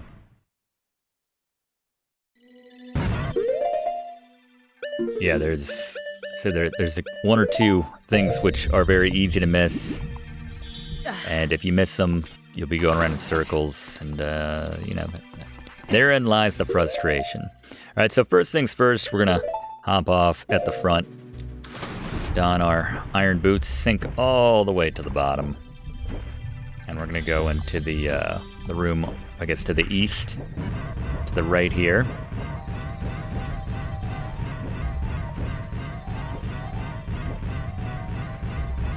And we'll see a familiar face. There she is. She's all grows up too. Professor? She's like the first one that, oh, about that. Clearly we forgot. But now is not the time to talk about love. Not in the water temple. That's the least sexy, loving place on Earth. What about Sheik? Save Zora's domain? Sure. The woman who is going to be your wife. About that, evil monster in the temple, inside the water temple, there are 3 places where you can change the water level. And if you don't do it in the right order... Yeah, every time you change the water level, a new area is available to you. So... there's a lot of... It's not a big place, the water temple, but it requires a lot of backtracking, a lot of thorough exploration, but again, most efficient route. Got you covered. So let's float after we have our exchange with Princess Ruto, and then also kind of wonder where she went, because she's not in here. Let's test out that theory, play Zelda's Lullaby here.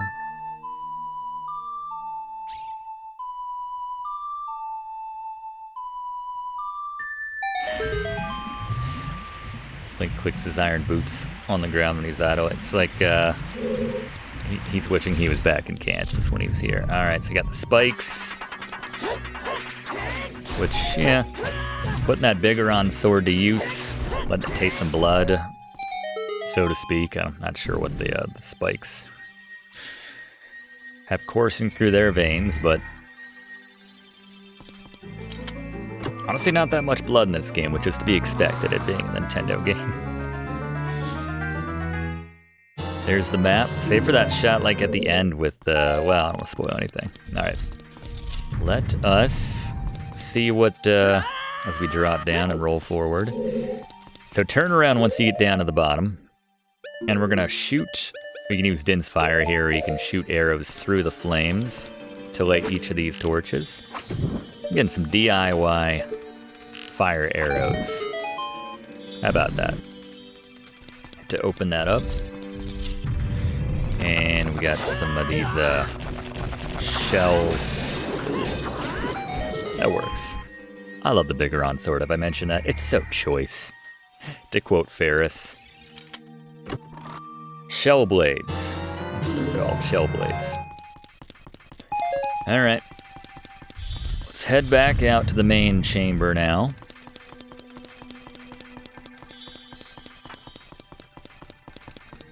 And we're gonna just hug left this and the next time. We're mixing 80s movies. It's so bad, it's so choice. And then we want to drop into the water here. And you can wear the boots, but I find it a little bit more efficient if you just dive. Of course, then you have to worry about Link trying to grab the sides of the edge of the pool, if you will, which is frustrating. But pop up on the other side. Weigh this down for a second and hook shot your way up. Right there. And we can use the Biggoron sword just to slash right through. Normally, I think if you were still using the Master Sword, you'd have to do like a spin attack or something, but let's do a sweet backflip into gold Skulltula number 72 and hop back in the pool. And this time we will have to wear the iron boots. Yeah, dive. I like to save time wherever possible. Just like taking off the boots right here so that we can swim with tab and B. And then float back up.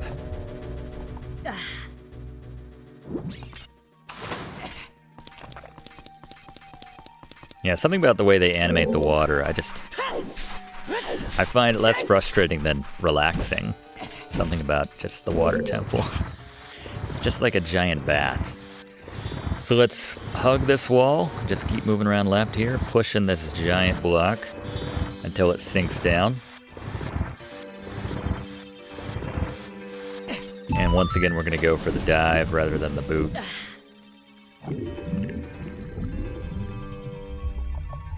Even though they don't let you swim when you're trying to come up for air from a dive, so there is that.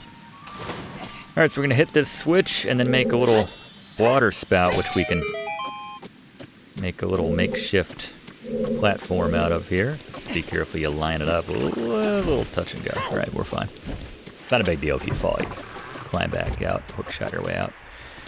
Alright, like to hug this wall, pop on the iron boots over on the right side of this room, sink on down, and there's going to be a switch behind us and a little statue's mouth here, like a serpent's mouth or something. And then very quickly, hook shot over here. And then I usually like to take off the boots and just float over these shell blades here. Some strokes. That's a temporary switch, by the way, so only so much time to get through there. Kick it open, and key number 2. And might want to use a bomb here to give yourself a little bit more time to react. And once again, I'm just gonna dive down here. And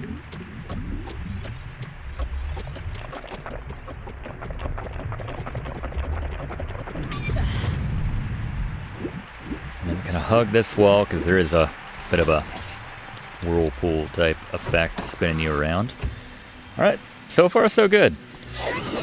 Hook shot back across. That's how you would get out if you drop down there. You might think you could just like wear the iron boots to stand in the water spout when it's spitting up like that, and it would put you in the middle of it, but no, can't pass through. And once again, got to put these on just so we can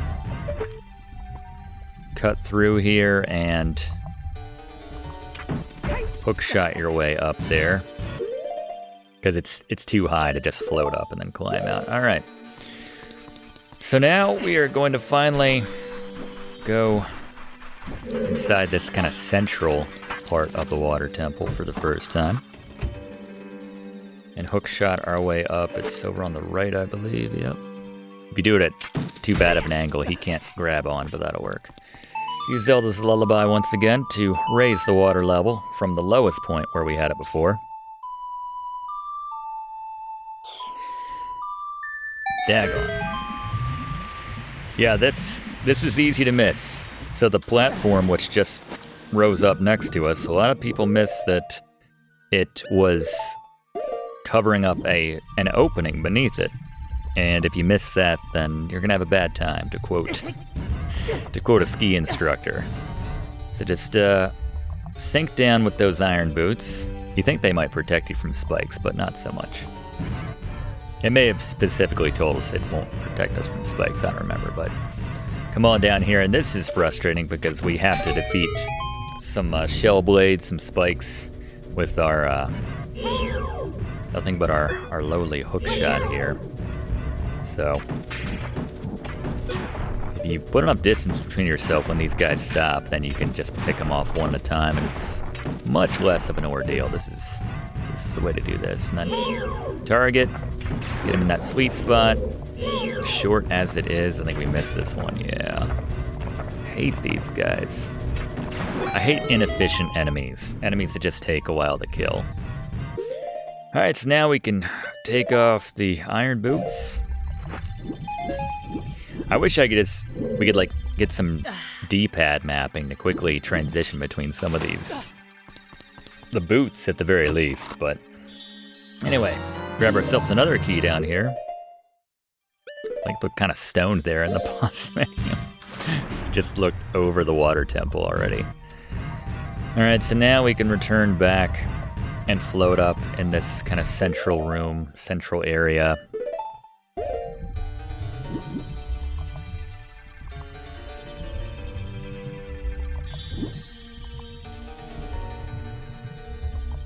Floating up.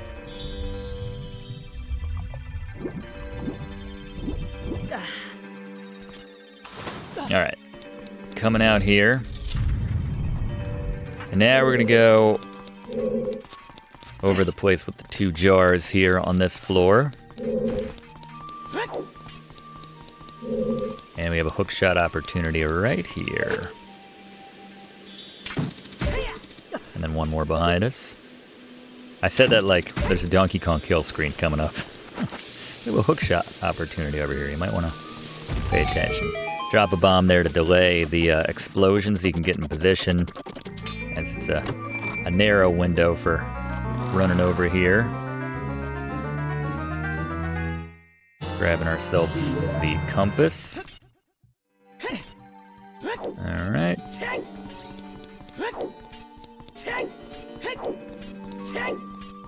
So now we're going to pop those boots back on, and we're going to take advantage of, go back to this room where we saw Princess Rudo. We're going to take advantage of the fact that the water is at like kind of a middle level right now, so we can access the middle level that we passed by before, that we floated by. And you can see there's a spot for a bomb. We'll drop it right there. Couldn't do that when it was submerged, obviously. Bombs tend to not work so well when they're wet. Well, besides the fact that we've submerged our bombs many times over, but... Alright. So now drop down with the boots.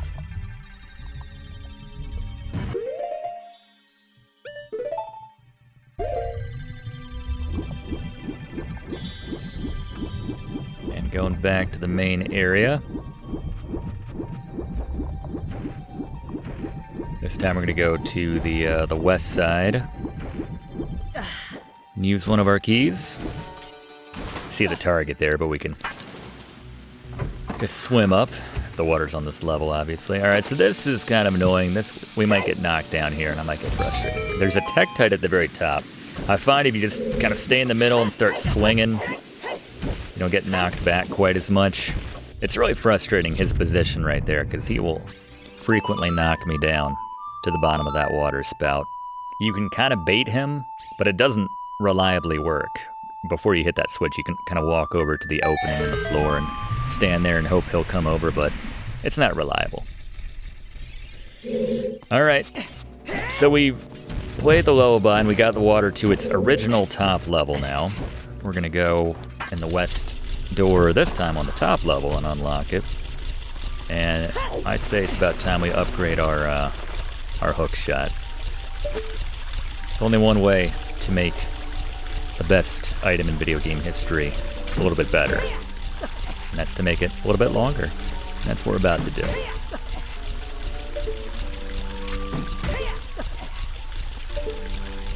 I like this, just one at a time. Working the stairs up, essentially, with your hook shot. I think that's a cool mechanic there. This one's a little tedious. Just gotta keep raising and lowering these statues with their little targets so we can cross over. And put it back down. You want to deal with the Tektites. They can't get you when the water is low, but when you raise that water back up, it becomes a bit of a problem. Alright. Once again, so we can get to that platform over there. And is this one going to be a problem? Tried to be, almost was. Let's lower this so we can get them to drop down so they can't reach us. Alright. Good. Didn't have to waste any time defeating any enemies. And what? Alright. Brain cramp. I'm telling you, man. I get more in the water temple than any other temple. Holds the record for most brain cramps. Alright, so there's a like over there. Recommend bombing them from this side, tossing a bomb. It's the safest way to get them. You can see the reach on the... Just keep bombing them until you see him pancake. There you go. Which is fitting, because I think, as I mentioned in the Video Games 101 class in the original Zelda, they kind of reminded me of like a stack of pancakes with syrup. But I digress. It is time for a very cool battle, which is made very anticlimactic when you have this sword, but Dark Link. Gary. Boss beater. Right, Dark Link becomes very easy when you've got that Biggoron sword. That's because there's one motion in the combo which he just doesn't have an answer for. That low hit at the legs will always make contact. It'll take 8 hits, although Fluff will have something to say about that. But with the Master Sword, it's twice as long, probably more so, because you're not guaranteed to make contact as often. Plus, it takes twice as much damage as well. So just keep hacking away. Through the course of your combo, you'll find something that will hit him. More often than he'll be able to get a hit off on you, but also worth mentioning, Din's Fire is a guaranteed hit, so if you want to work some of that in if you don't have the Biggoron sword, but just keep hacking away, you'll take him down. Yeah, with that Biggoron sword, it is a cinch. Thank you very much, Gary. Very cool environment to have a battle, but yeah, we just embarrassed Dark Link. Fluff, I understand you have a fun fact as it relates to Dark Link. So it turns out that Dark Link, or maybe better said, Dark Professor, takes his mimicking of you very seriously to the point that he'll begin the battle with as many heart containers as you have. So if you've skipped grabbing every post-boss heart container and haven't grabbed at least 4 heart pieces, it'll be much easier to kill with only 3 heart containers, but I suppose the same can be said for you. How about that? Never knew that. I would have had no way of knowing, but yeah, I certainly never tried playing the game with only 3 hearts, but there you go. Interesting. Thank you, Fluff. Swim to avoid these. Want to hug the left wall here to avoid the vortex to the right. And we'll need to wear the iron boots here just to get this Skulltula. Let's give our long shot its first action of the game here. So hook shot this gold Skulltula for number 73 here. There we go. And I don't recommend using the iron boots around the vortexes, because yeah, they will easily pull you in. So for swimming, so let's hug the left wall now. Fire off an arrow.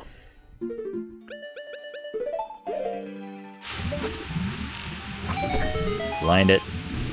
There you go. And hook shot, or long shot, I guess I need to start saying. It'll always be the hook shot to me. Grab yourself a key. And not too much more now. We got the treasure, we got the map, we got the compass, and you can see this drops us back in this room. Before we carry on, we want to go ahead. We're going to change the water level, but before we do, in that room with all of those little moving platforms that we had to hookshot to, one at a time, at the very start, there was a gold Skulltula, which I want to kill and add to our collection, so let's go do that. Back at the top.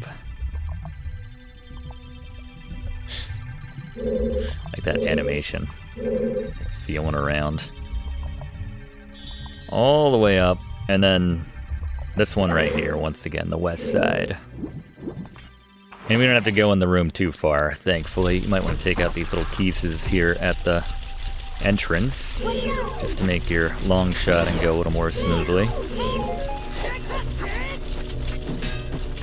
Come on now. I have a lot of room to operate here, but right there on the right, can only reach that with the long shot from here, but that will earn us Gold Skulltula number 74. Take those hearts. Yeah, the keys, they can pay out sometimes. It's a good prize for a relatively weak foe. Very weak foe. Alright, so let's wear our iron boots. What might be the last time. We need to affect the water levels one last time.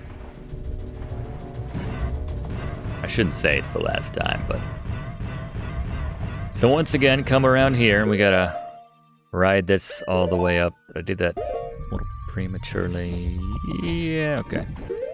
I'm telling you, my brain just breaks down. It's the water temple effect. Alright. Now we're good. Now we do some... whatever stroke that is, I'm not sure. Didn't learn that one, but... rise all the way up. I like those little foot animations he does. It's like to paddle a little bit, but not really necessary when you're heading up. And I think that was right outside. Yeah. Alright, so this will drop the water again. So we can go in that center area one more time.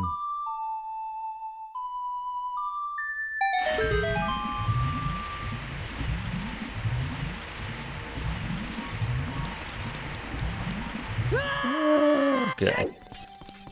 All the way down, Ryan Cabrera style, and enter the central chamber once again.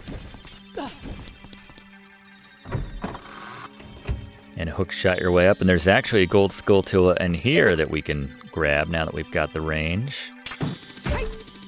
Let's play the melody one more time. Well, and then one more time on top of that. We're close. I promise we were close.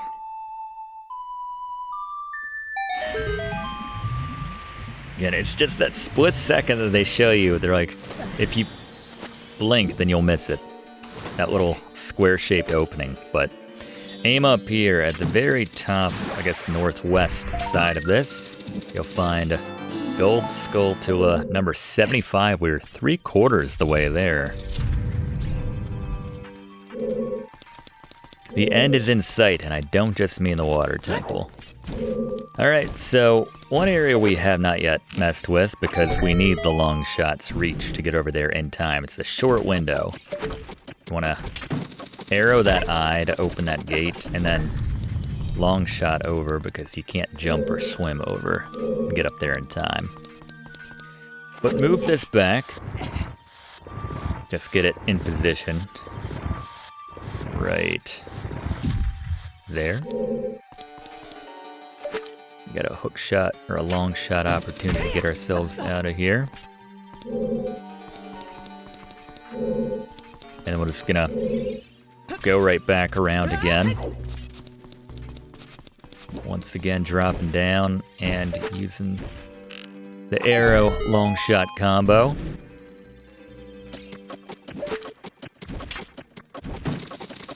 Screw up my shot because the urgency of that ticking sound. Although in that case they mean it because there's not a lot of time. But alright, so once that is there, you can start pushing it from this side and get it out of the way. Grab yourself. One more key that we'll need. Alright, so now got one more Gold Skulltula.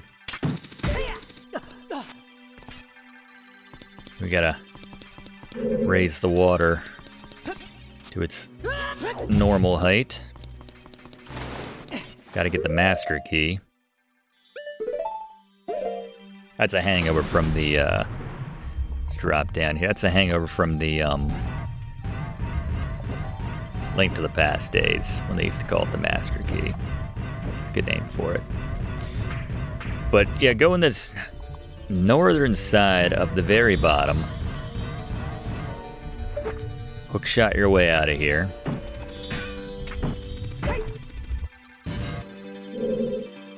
And long shot your way across. We'll use one of those 2 keys on this door. En route to ultimately getting that boss key. And this, don't overthink it. I like to just cut up the middle for the most part. You'll see the current will send you to the left and right, but if you stay about in the middle, you can make it across the other side. The Tektites aren't even too much of an issue. Alright, this side we gotta blast some holes in the wall. And then move a box all the way through.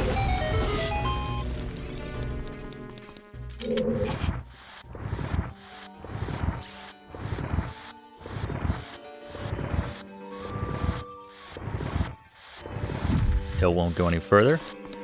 Go around and we'll bomb the other side. And then pull that thing out a bit. We gotta push it over the edge onto a little switch you may have seen down there. Just need to pull out enough so that we can get around on the other side and give it a cheery push to get it through.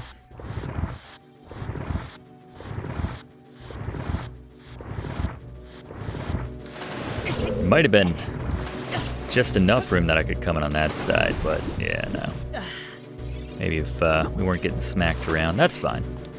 So come on around, give it the last couple pushes it needs, and this will raise the water level to where we can go up to the left. Get out of here. Yeah. Close. That's working out. All right. I like it when it stills on the baddies. You get like a close-up of them sometimes that you wouldn't otherwise normally get because they're too busy moving around trying to kill you. Alright, open this door. And this is going to give us 3 spouts we need to cross. Tektites are going to try to be annoying, but if you don't even need to go for the right one, you just cut across this way and just enough. Baddies. Alright, let this boulder go across, and we have Gold Skulltula number 76 right here. Getting a shower, or it was, until we gave it a different kind of shower, a death shower. And we're not quite done. We want to drop down into this hole here. So one more time. Been teasing it a lot the last time I wore these iron boots, but... And... just want to take off the boots and float up, that's fine. Don't deal with the shell blade. That's why I loved Mega Man X. For its ability, when it introduced the ability to switch between weapons with just L and R, that was so nice. Without having to bring up that menu every time. I'm so impatient. But anyway, there is the boss key for the Water Temple. And I believe we have some fairies back here, so I'll take that. Probably another one in that other jar, but there's a couple outside of the boss's room as well, so no worries. Let's see if we can skip having to wear the boots here and just dive on through. And now we're just gonna work our way back. Try not to get vortexed. Ocarina of Time on the 3DS lets you swap your boots with one button. That is fantastic. That's enough to make me say we should have played that version. Because most everything it's pretty much the same between the versions. Save for, you know, Master Quest and stuff like that, but just the locations of stuff. Alright, so come on up to the eastern door here. And we gotta do this one more time. Let's see if he'll knock us off this time. We went 1 for 1 so far. Is 2 for 2 too much to ask for? Just trying to get... Alright, well, he hit us, but we didn't get knocked back. I'm telling you, like, doing sword motions, something about it makes him not as susceptible to getting knocked back, but... Here we go, play it one last time. And this should do it.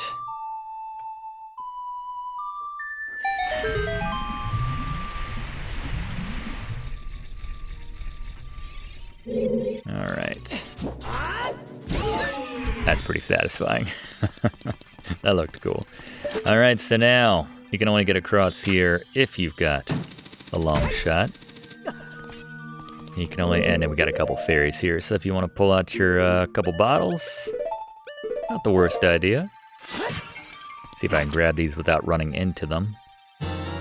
Good to have some insurance fairies for moving forward. And now we got a couple in the bank. And so this room here, just pick a side. I like the right side. Wait till this bottom one gets out of the way. And start moving. The timing will be such that if you walk just like that, you're good. Anyone see the abyss? Why do you mention that? No reason.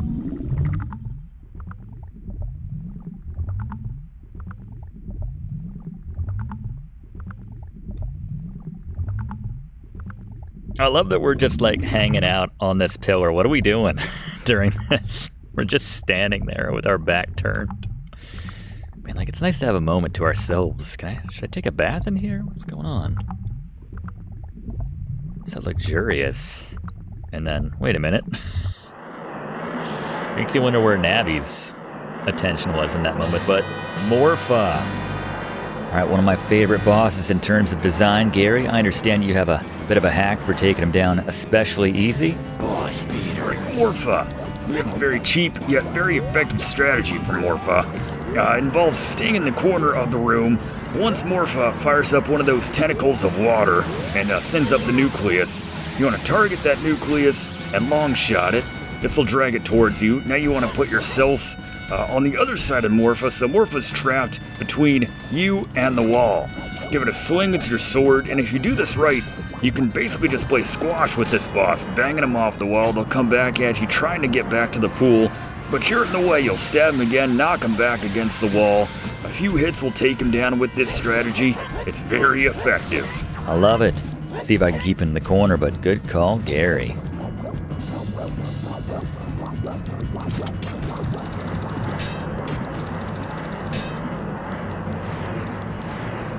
Yeah, someone at Nintendo, clearly a fan of the Abyss, or stuck with them at the very least. Probably ready to go with the Biggoron sword. Yep, that'll do it. Alright, as you follow along, let's go back to Fluff for another Fluff fact about the Legend of Zelda Ocarina of Time. Earlier I mentioned a few features which didn't make it into the final version of the game, so I thought I'd share a number of other features which were either planned or existed in earlier versions of the game, but were ultimately removed for the final release. In early versions of the game, the shooting gallery minigame featured a lot more things Link could shoot than just rupees, including bombs. I could see how that might be a liability for the shop owner. Speaking of the bombs, they were a different color and shape in an early shared video of the game. Speaking of color changes, probably not worth mentioning, but Sheik's eyes were blue before being changed to red. They also initially had the functions of A and B swap, so you'd attack with A in earlier versions of the game, but thankfully that was changed. A mechanic from earlier Zelda games which would have allowed Link to fire beams from his sword was also dropped, along with a special location purportedly referred to as the Unicorn Fountain, where he was meant to receive that ability.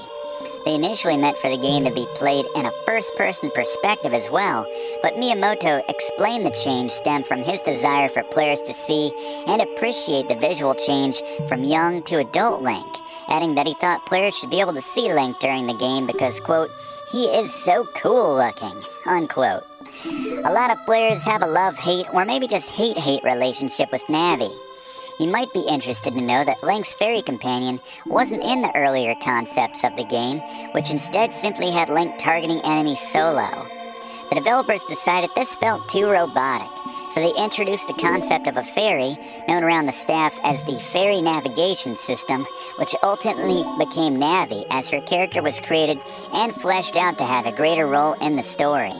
Also, Navi of all people, or beings, was initially meant to have romantic feelings towards Link and show jealousy for Princess Zelda, according to an interview with Shigeru Miyamoto during development, but this was ultimately dropped. So you could almost add a fairy to the already sizable list of characters in this game who want to get with Link. They look like gummies. They look like delicious gummies, and I want to eat them all. That might doom Hyrule, but I want to eat them all.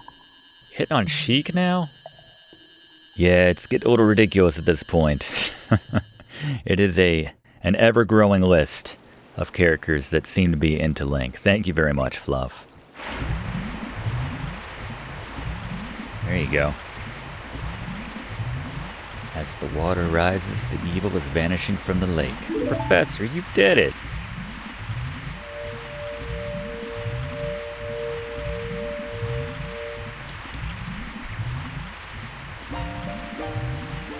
Did Rudo want to thank me? What did you even do, Sheik? Honestly. Sure. What if the water just kept rising? Just flooded the entire... Okay, no, that's the right level. It is beautiful. Why can't we maybe thaw the ice cube that leads to Zora's domain for shortcut's sake? We can get back to the fishing hole now. Business should pick up for him.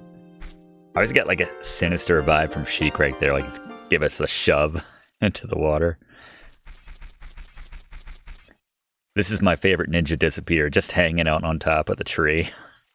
Like we don't... And then dive into the water. What happened to your smoke bombs? They'll be like, please look away. I'm trying to do a fancy exit here. Thanks for watching, and don't forget to like and comment on this video, and click subscribe if you haven't already, as this seriously helps me to keep making great content for you.